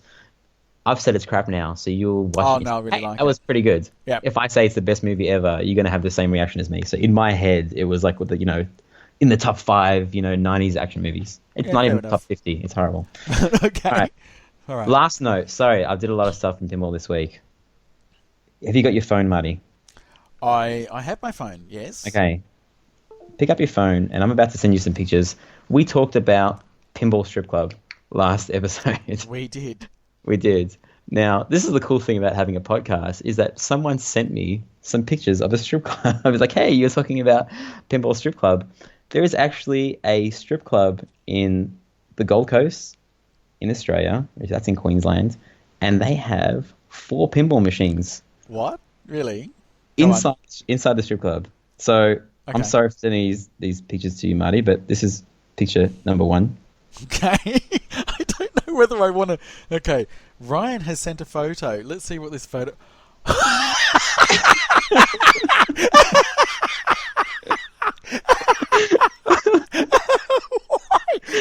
are you showing me that? I don't know why I led with that photo. That should have been the Why? last one. Oh, All right. So what pinball machine is she in front of, Marty? she's in front of Playboy, and I know what she's next to as well. Just So side note, I Picture noticed the number 2. pinball machine first. Anyway, keep going. not the bleached arsehole. I didn't say that. Oh, Okay. wow. Okay. Picture number 2. So Got it. Playboy. There's no joke. Okay, here. and then there's Theatre Theatre of of Magic. Magic. Yep. Okay. So what's the joke there? Like you wonder, like it's magic because when you're at a strip club, you wonder where your money's gone. Like $50 for a 2-minute lap dance. Yeah. Yeah, or there's a magic box. Keep going. Okay. Yeah. Okay. So you've got the second picture. I've got the second picture. All right. Now this is my favorite photo. Okay. Number 3. Okay. Look at the guy's face in the background. Nothing's come through. Did you send that to your mum accidentally? No. No. Oh, okay, here we go. Okay.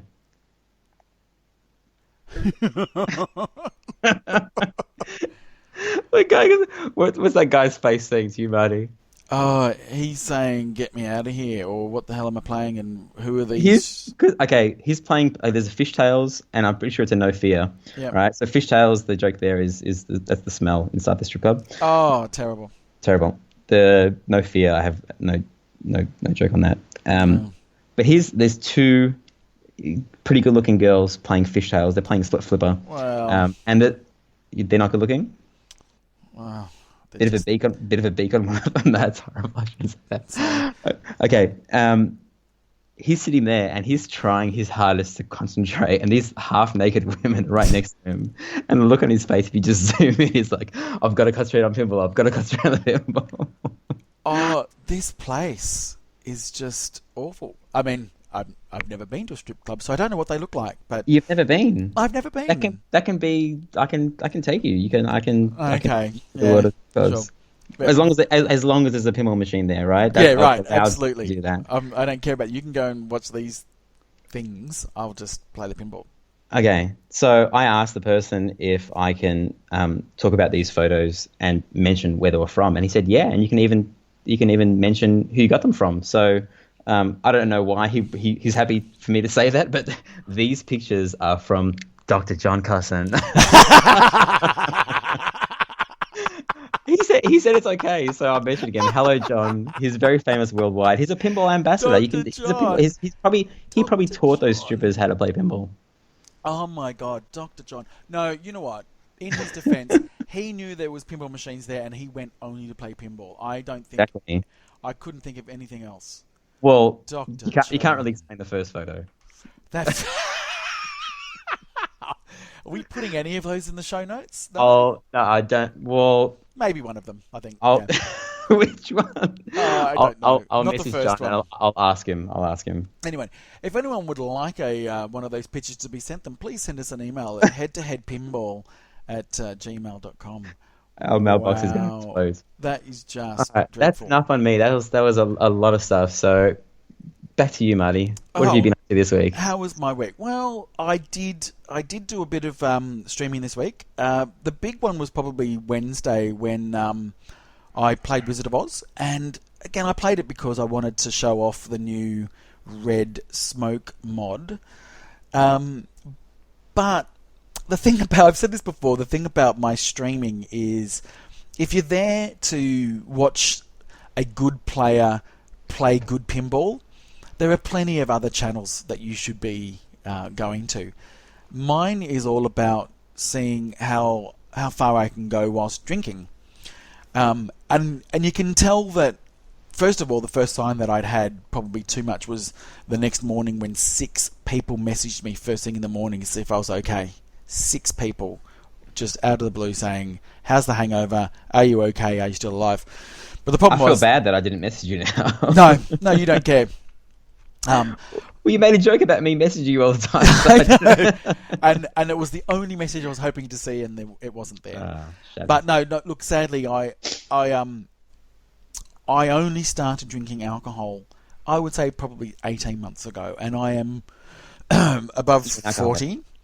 So it's very late in life. So I'm now starting to behave like 16 and 17-year-olds, and it ended with me throwing up on the balcony into a pot plant. That is what my life has become at this age. you didn't catch it on the stream, Marty, so did it really happen? Well, I've got photos of the pot plant. Would you like me to send those through? Should we add it to the show note? Yeah, hey, I've sent you a stripper's bumhole, so... Anyway, it's this okay. Just a warning: this podcast is not PG. This is this is explicit. I've listed it properly on iTunes. I know, so... and we're the only one. We're the only podcast that says it's explicit, where all of them swear. But that doesn't matter. Exactly. Anyway, we're just being really honest. We're good. I was watching you, Marty. I was cleaning the shadow. That's when I was working on the shadow. I just kind of had you on in the background, and there was a certain point where you said, "All right, this is the last game, guys." And then you kept on going for another 50 minutes because you were so wasted. I tried to right at that point. You said something really funny. You're talking about how much you love pinball, but I wanted to transcribe it because it was just hilarious. But then I went back and I tried to find that bit, but because you went so far beyond that, I couldn't find it. I honestly, and I swear, I don't remember about the last 30, 40 minutes of it. And I was losing balls going, what, did I start a ball then? I don't know. Anyway, it's lots of fun. But I also did get reminded that according to Twitch terms and conditions, there is such things as responsible behaviour, so I will not do that again. Oh, really? Yeah, apparently. So the Twitch people were watching? Well, I don't think they're going to watch my stream. But anyway, it's a thing. But also, so Sunday night, hadn't been over to our good friend Jeff's place for a while, and got to play Aerosmith Limited Edition. And I've just come away saying that I do think it is their best machine in the last, let's go back last 6 machines. So, I mean, obviously it's better than Batman 66. What came before then? I don't have it in front of me, Matty. You got to... Game of Thrones. It's better than Game of Thrones. It's better than Ghostbusters. It's better than WWE. It's just... The art is absolutely spot on. The gameplay is spot on. It's fun. It never feels unfair. You lose the ball because you have done something wrong, or you may get an unfortunate bounce, but you never sort of think, oh, that was a rip-off, or I feel really shit.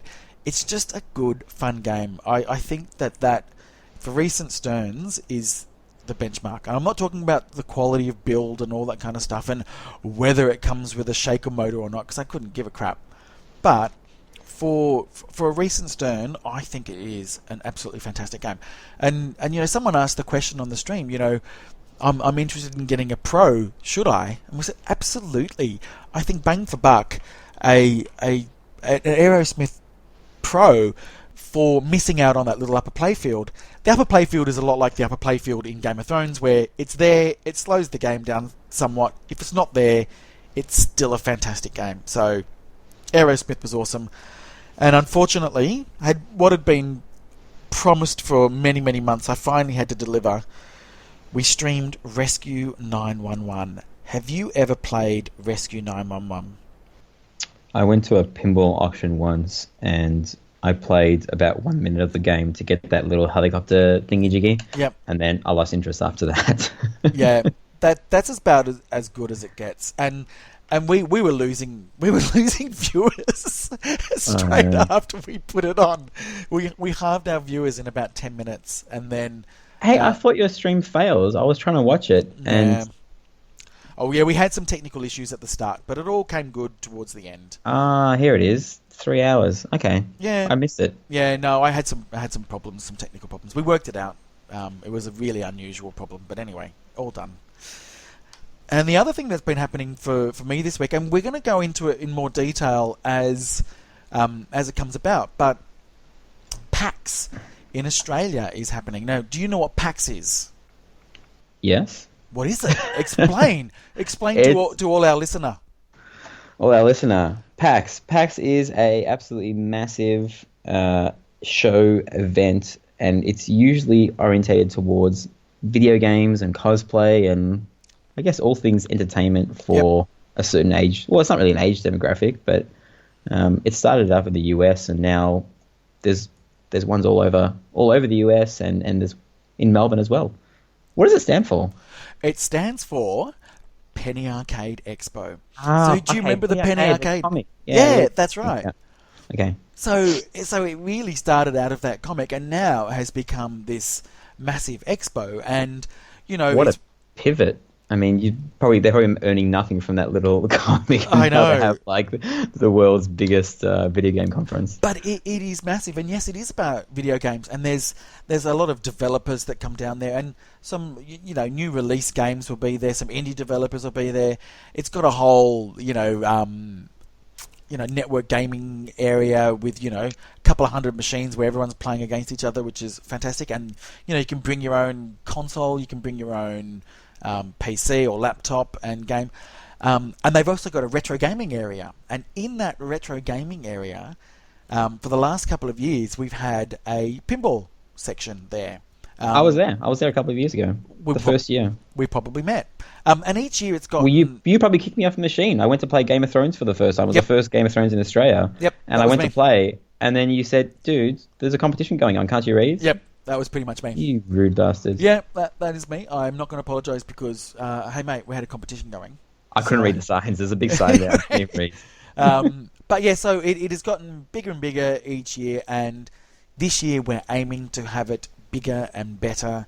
It's on October 27 to 29 in Melbourne, and it is the only PAX outside of the US, I believe. And it's just massive. Over 3 days, lots to see and lots to do. And I think last year we may have had, I think, close to a dozen pinball machines there. Okay. So I'm planning that. There's a lot of things that we're doing, and we will tell you more about it as it comes.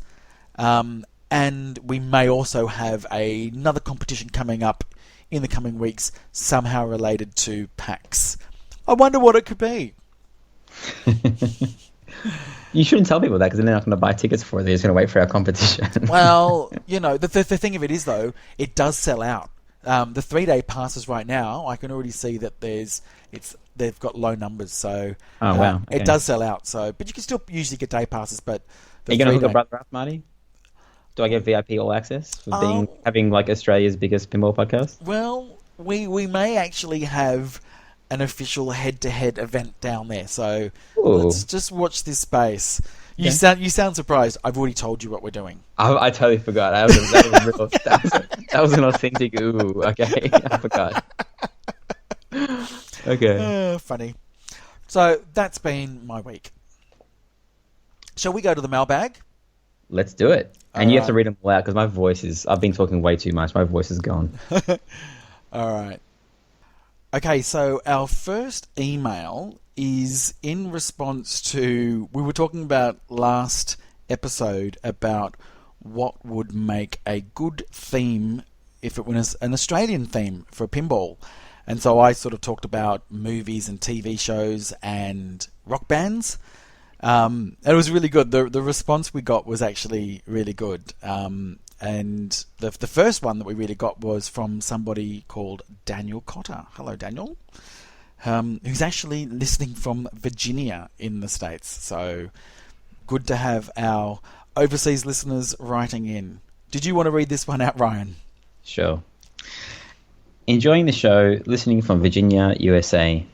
So, Aussie themed pins. I think there are a couple of obvious ones, but this is coming from someone in the US. The first thing that comes to mind is Steve Irwin, crocodile hunter / dangerous animal / cuddly animal pinball adventure. Loaded up with animals and lots of crikeys and good times to be had for sure. Or maybe retheme a nippet. What's a nippet? It's an old EM with an alligator in it. But wasn't there talk of doing a crocodile? What was he called? Steve Irwin. Steve Irwin, crocodile hunter. Hunter. I thought there was going to be a pinball made at some stage. Not just talk. It was when Wayne, Mr. Pinball, bought the rights to Bally Williams. He tried to commission a pinball machine to be made, and I think it was. There's translates of it. You can buy a limited edition translate of it. Right, okay.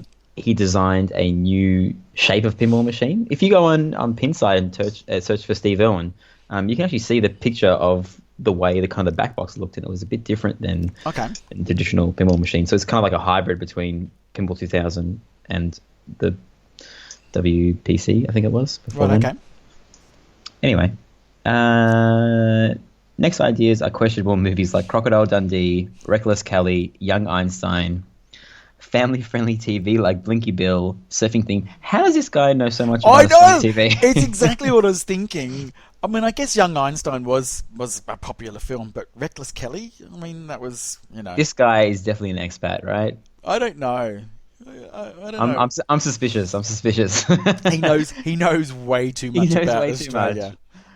Swinks is working on a custom pin that can be seen on Pinside. He's working on a surfing theme, I believe. Okay. US as the Pabst beer retheme, so maybe a Foster's. Okay, yeah. Foster's pinball theme. machine. Yeah, you can just retheme Pabst, which is a retheme of Wonelli, and just it's really funny. Have you played the Pabst Can Crusher, Marty? I've played Wonelli, not Pabst. Okay. The difference is instead of like the nice sounds in Wonelli, it's literally like millennials screaming at you in Pabst. I couldn't finish the game. I had a headache. It was at Chicago Pinball Expo. I was tired. It was on limited sleep, but I saw it and I was like, wow, this. I was right next to Dirty Donnie's booth and I was like, wow, this looks amazing. And I walked away after the first ball because I don't want to hear teenagers. Like, there's nothing more annoying when you graduate from being a teenager and go through your 20s and now you're in your 30s. There's nothing more annoying than like a millennial going, woo, yeah, woo. You just don't want to hear it. And it's in that get off my lawn, teenagers. Get off my, exactly. I felt like Clint Eastwood at that point in time. Yeah, so they can just retheme that and just have Aussie bogans drinking beer. Yeah, g'day, mate. All right. So now for more serious ideas. Bundaberg ginger beer. I think the Canada Dry / Eldorado table. Okay, yep. That was themed multiple times. One of my favorite musical groups is Avalanches. Not sure what the pin would be, but it could be interesting. A rock music theme would be TISM. TISM. Do you know TISM? No. I don't know. Oh, This guy knows more about Australia than me. oh, and you know what? This was the giveaway. Like, to know TISM. So TISM is, geez, how would you describe them? Very visual to look at. Had a great live show. They had a song called "I'm on the Drug That Killed River Phoenix." Okay. So look that up. I'm looking up Daniel Cutter. I'm trying to find out if this guy is actually is lying. So TISM stands for "This Is Serious Mum," and he says here's some oddball songs there, and he's absolutely right. They're a great band, very iconic Australian band. You'd sort of say a bit electronic, a bit experimental, very funny, lots of energy. Everybody look up TISM, TISM, and you'll have a laugh. A lot of it was tongue in cheek, but behind the tongue in cheek was some very well written songs as well. He's definitely from the US. I'm stalking him now on Facebook. This is sorry guys, if you put the information up on Facebook, I'm not friends with him on Facebook. I just found him. Yeah, and he is from the US. Well, there you go. Congratulations, you know more about Australia than me. You know, like the fact that you know TISM, I'm like that is really quite niche for you to know that. So that's a great idea. So thank you very much for writing in, Daniel. But there was some other. We've sort of compiled a lot of the other ideas that came through. And this is going to be another bit of education for people outside of Australia, and me, and you as well. So this is from Hottie on Aussie Arcade, has suggested the Leyland Brothers. Do you know the Leyland Brothers? They put up a video to educate me because they knew that I wouldn't know it, and I forgot to watch the video. So no. Well, I'm not going to sing it, but the theme song to their show, which was, it said "Travel all over the countryside, ask the Leyland Brothers," and it was such an iconic show in Australia.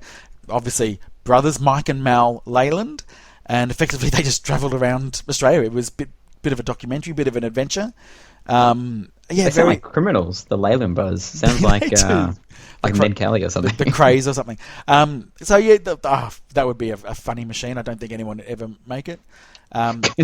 Coops on AA reminded us that The Block, the TV show The Block, I don't know whether that is a show that's around the world, but a group of people all get these rundown homes and they compete against each other to do them up. And there's a whole channel in the US that they don't just have a show on. Really? There's a whole channel, yeah. So is the show called The Block over there as well? No. As in, there's dedicated channels just on home improvement stuff. Yeah. It's jumped the shark. Yeah. So this is home improvements, but a competitive style, and yeah, some people love it. I'm not a big fan. Well, yeah, someone rethemed a pinball machine as part of some giveaway or something. It exists, right? You saw the picture? Yeah, I do. Yeah. I believe they made two, and it was a rethemed game. Oh, God, I can't remember which one it is, but I've seen it. It's at Mr. Pinball. Yeah. Okay. Cool. Yeah, it is too. Yeah. You should stream it. We should. Hopefully, we'll be streaming from there soon. Hi, Wayne. He did say that we could. And the next one was, and it's very similar to our the Leyland Brothers, and this is where Ryan's day was made today. The name of this gentleman is Albie Mangles, and he was born, because I'm looking at Wikipedia, so don't make it think like I know this, Albertus Zwier Mangles. Born in 1948, is an Australian adventurer and documentary filmmaker, widely remembered for his World Safari adventure travel films. And he is as Aussie as you get.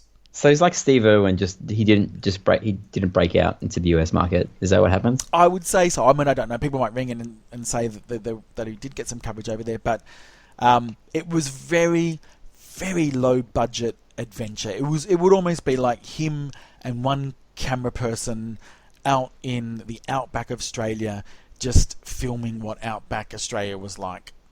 Put it this way: if he was around now, he would just have a YouTube series, right? He wouldn't be on network television. Absolutely, he was the the Bear Grylls of his day.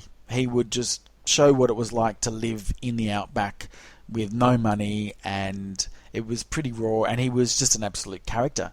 Now, the guy who posted this was Malone of Aussie Arcade, Yes. and the video that he posted, I'm going to try and link it in the show notes, has this hilarious song, which was, I believe, from South Park. Someone superimposed a song on there, dubbed it on, and it made me laugh so freaking loud today, and I was just happy for the rest of the day. And I'm not just saying that, like, I'm literally just like, I know. I was a bit down. I know. And when I spoke to you, the first thing that you did tonight was you were playing the music and singing the music, and you were so happy because this had come into your life.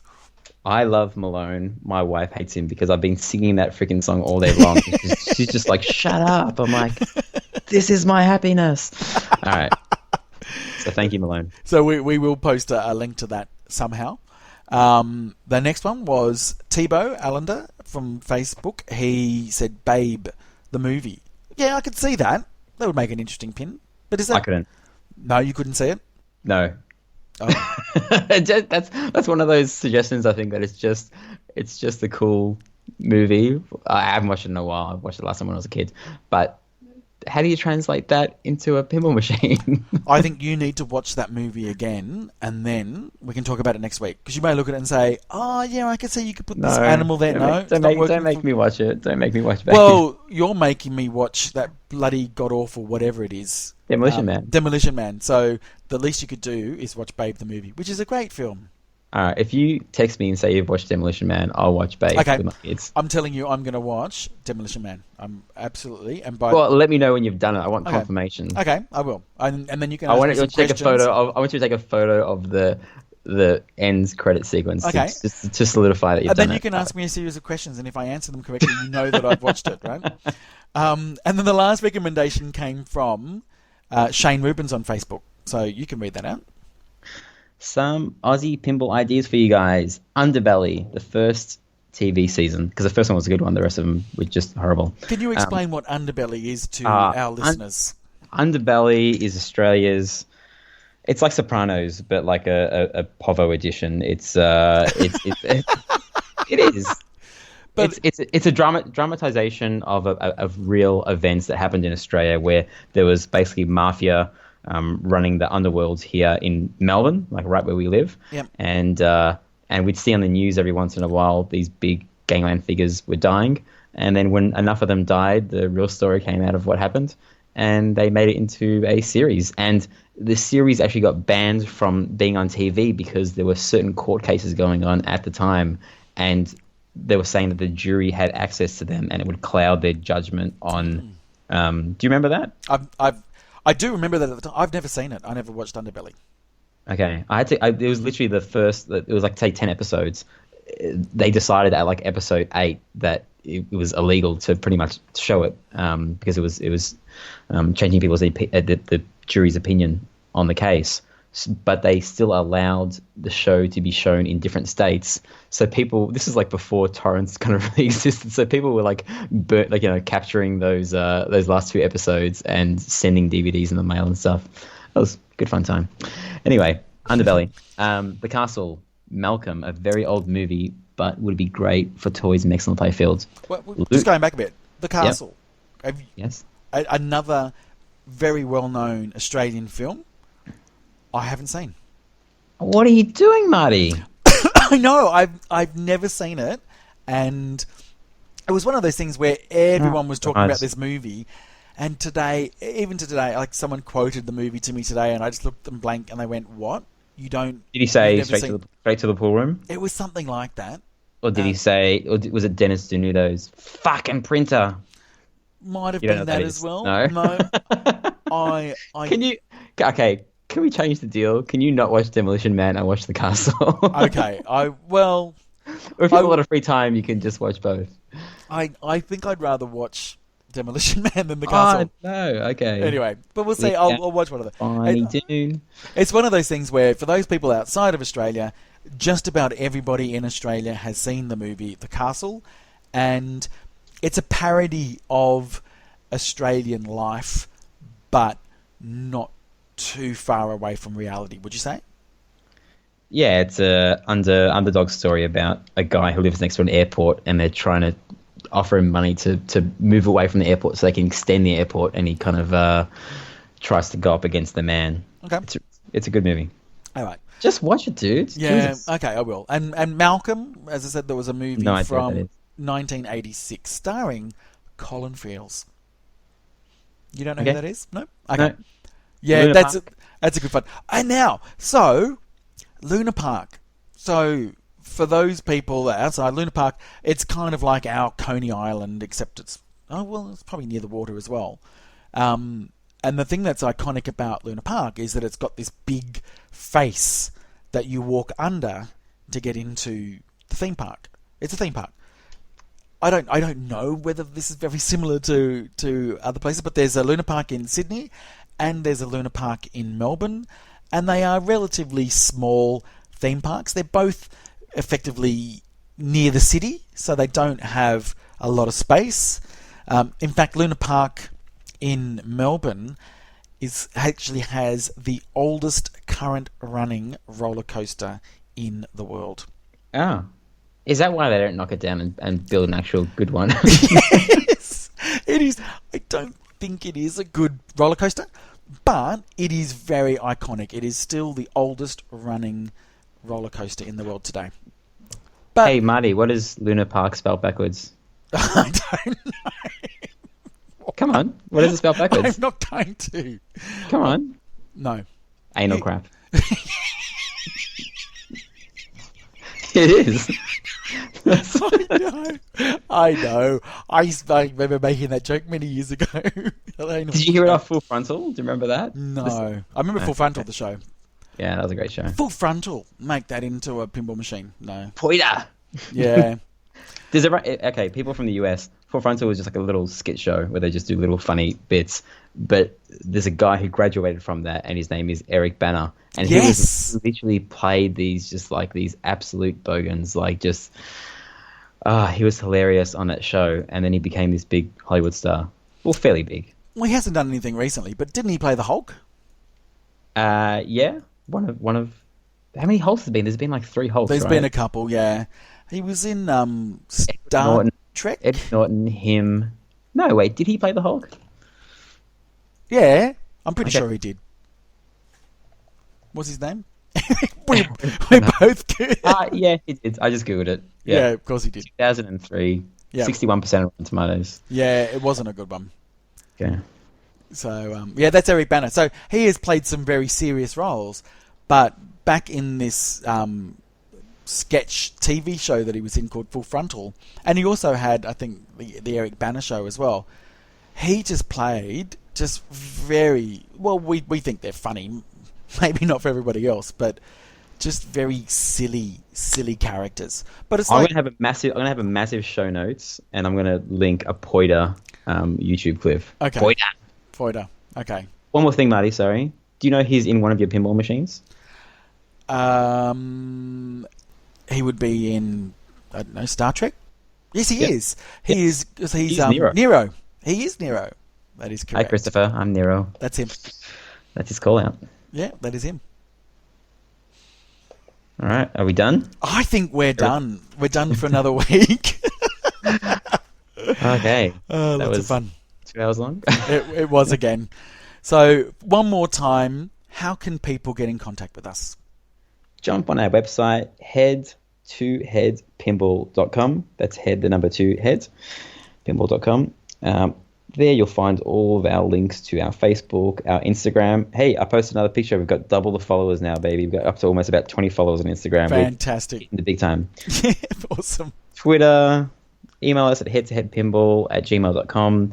And don't forget to subscribe to us on iTunes, or if you have an Android phone, I think Stitcher or Podcast Republic, you can download those apps, subscribe, and our shows will automatically download. And if you don't have any of them, at least on your PC, I think there's also an email button underneath each episode on our website, and you can type in your email address and it will email you every time we post up an episode. So you will never miss the good stuff. It is the good stuff. And also, don't forget to put your entries into our competition this week, and the first 2 people that correctly identify the most out of the 7 call-outs that Ryan played before. The first two people that get it right, or the most right, will get 2 Vimeo codes to be able to watch Things That Go Bump in the Night, the spooky pinball story. And remember, if you don't win, don't be a tight ass. Just go and rent it anyway. It's literally a couple of bucks or $11 if you want to see it multiple times, and it's worth your time. We all like pinball. If you're listening to a podcast, you like pinball, and you spend $600 on a color DMD if you're in Australia, it's worth spending a couple of bucks to watch this. So there you go. So thanks everybody for another week. See you all next week. All right. Do you want a song, Marty? I do want a song. All right, I'm gonna sing that song that cheered me up today. Okay, go. I don't know the lyrics though, so.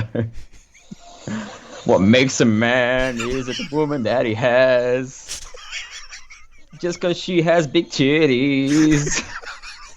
Why are you doing this? Or is it the way that he goes about his day? It's probably the titties.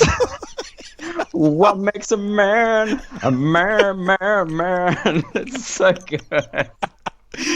All right, see you everyone. Yeah.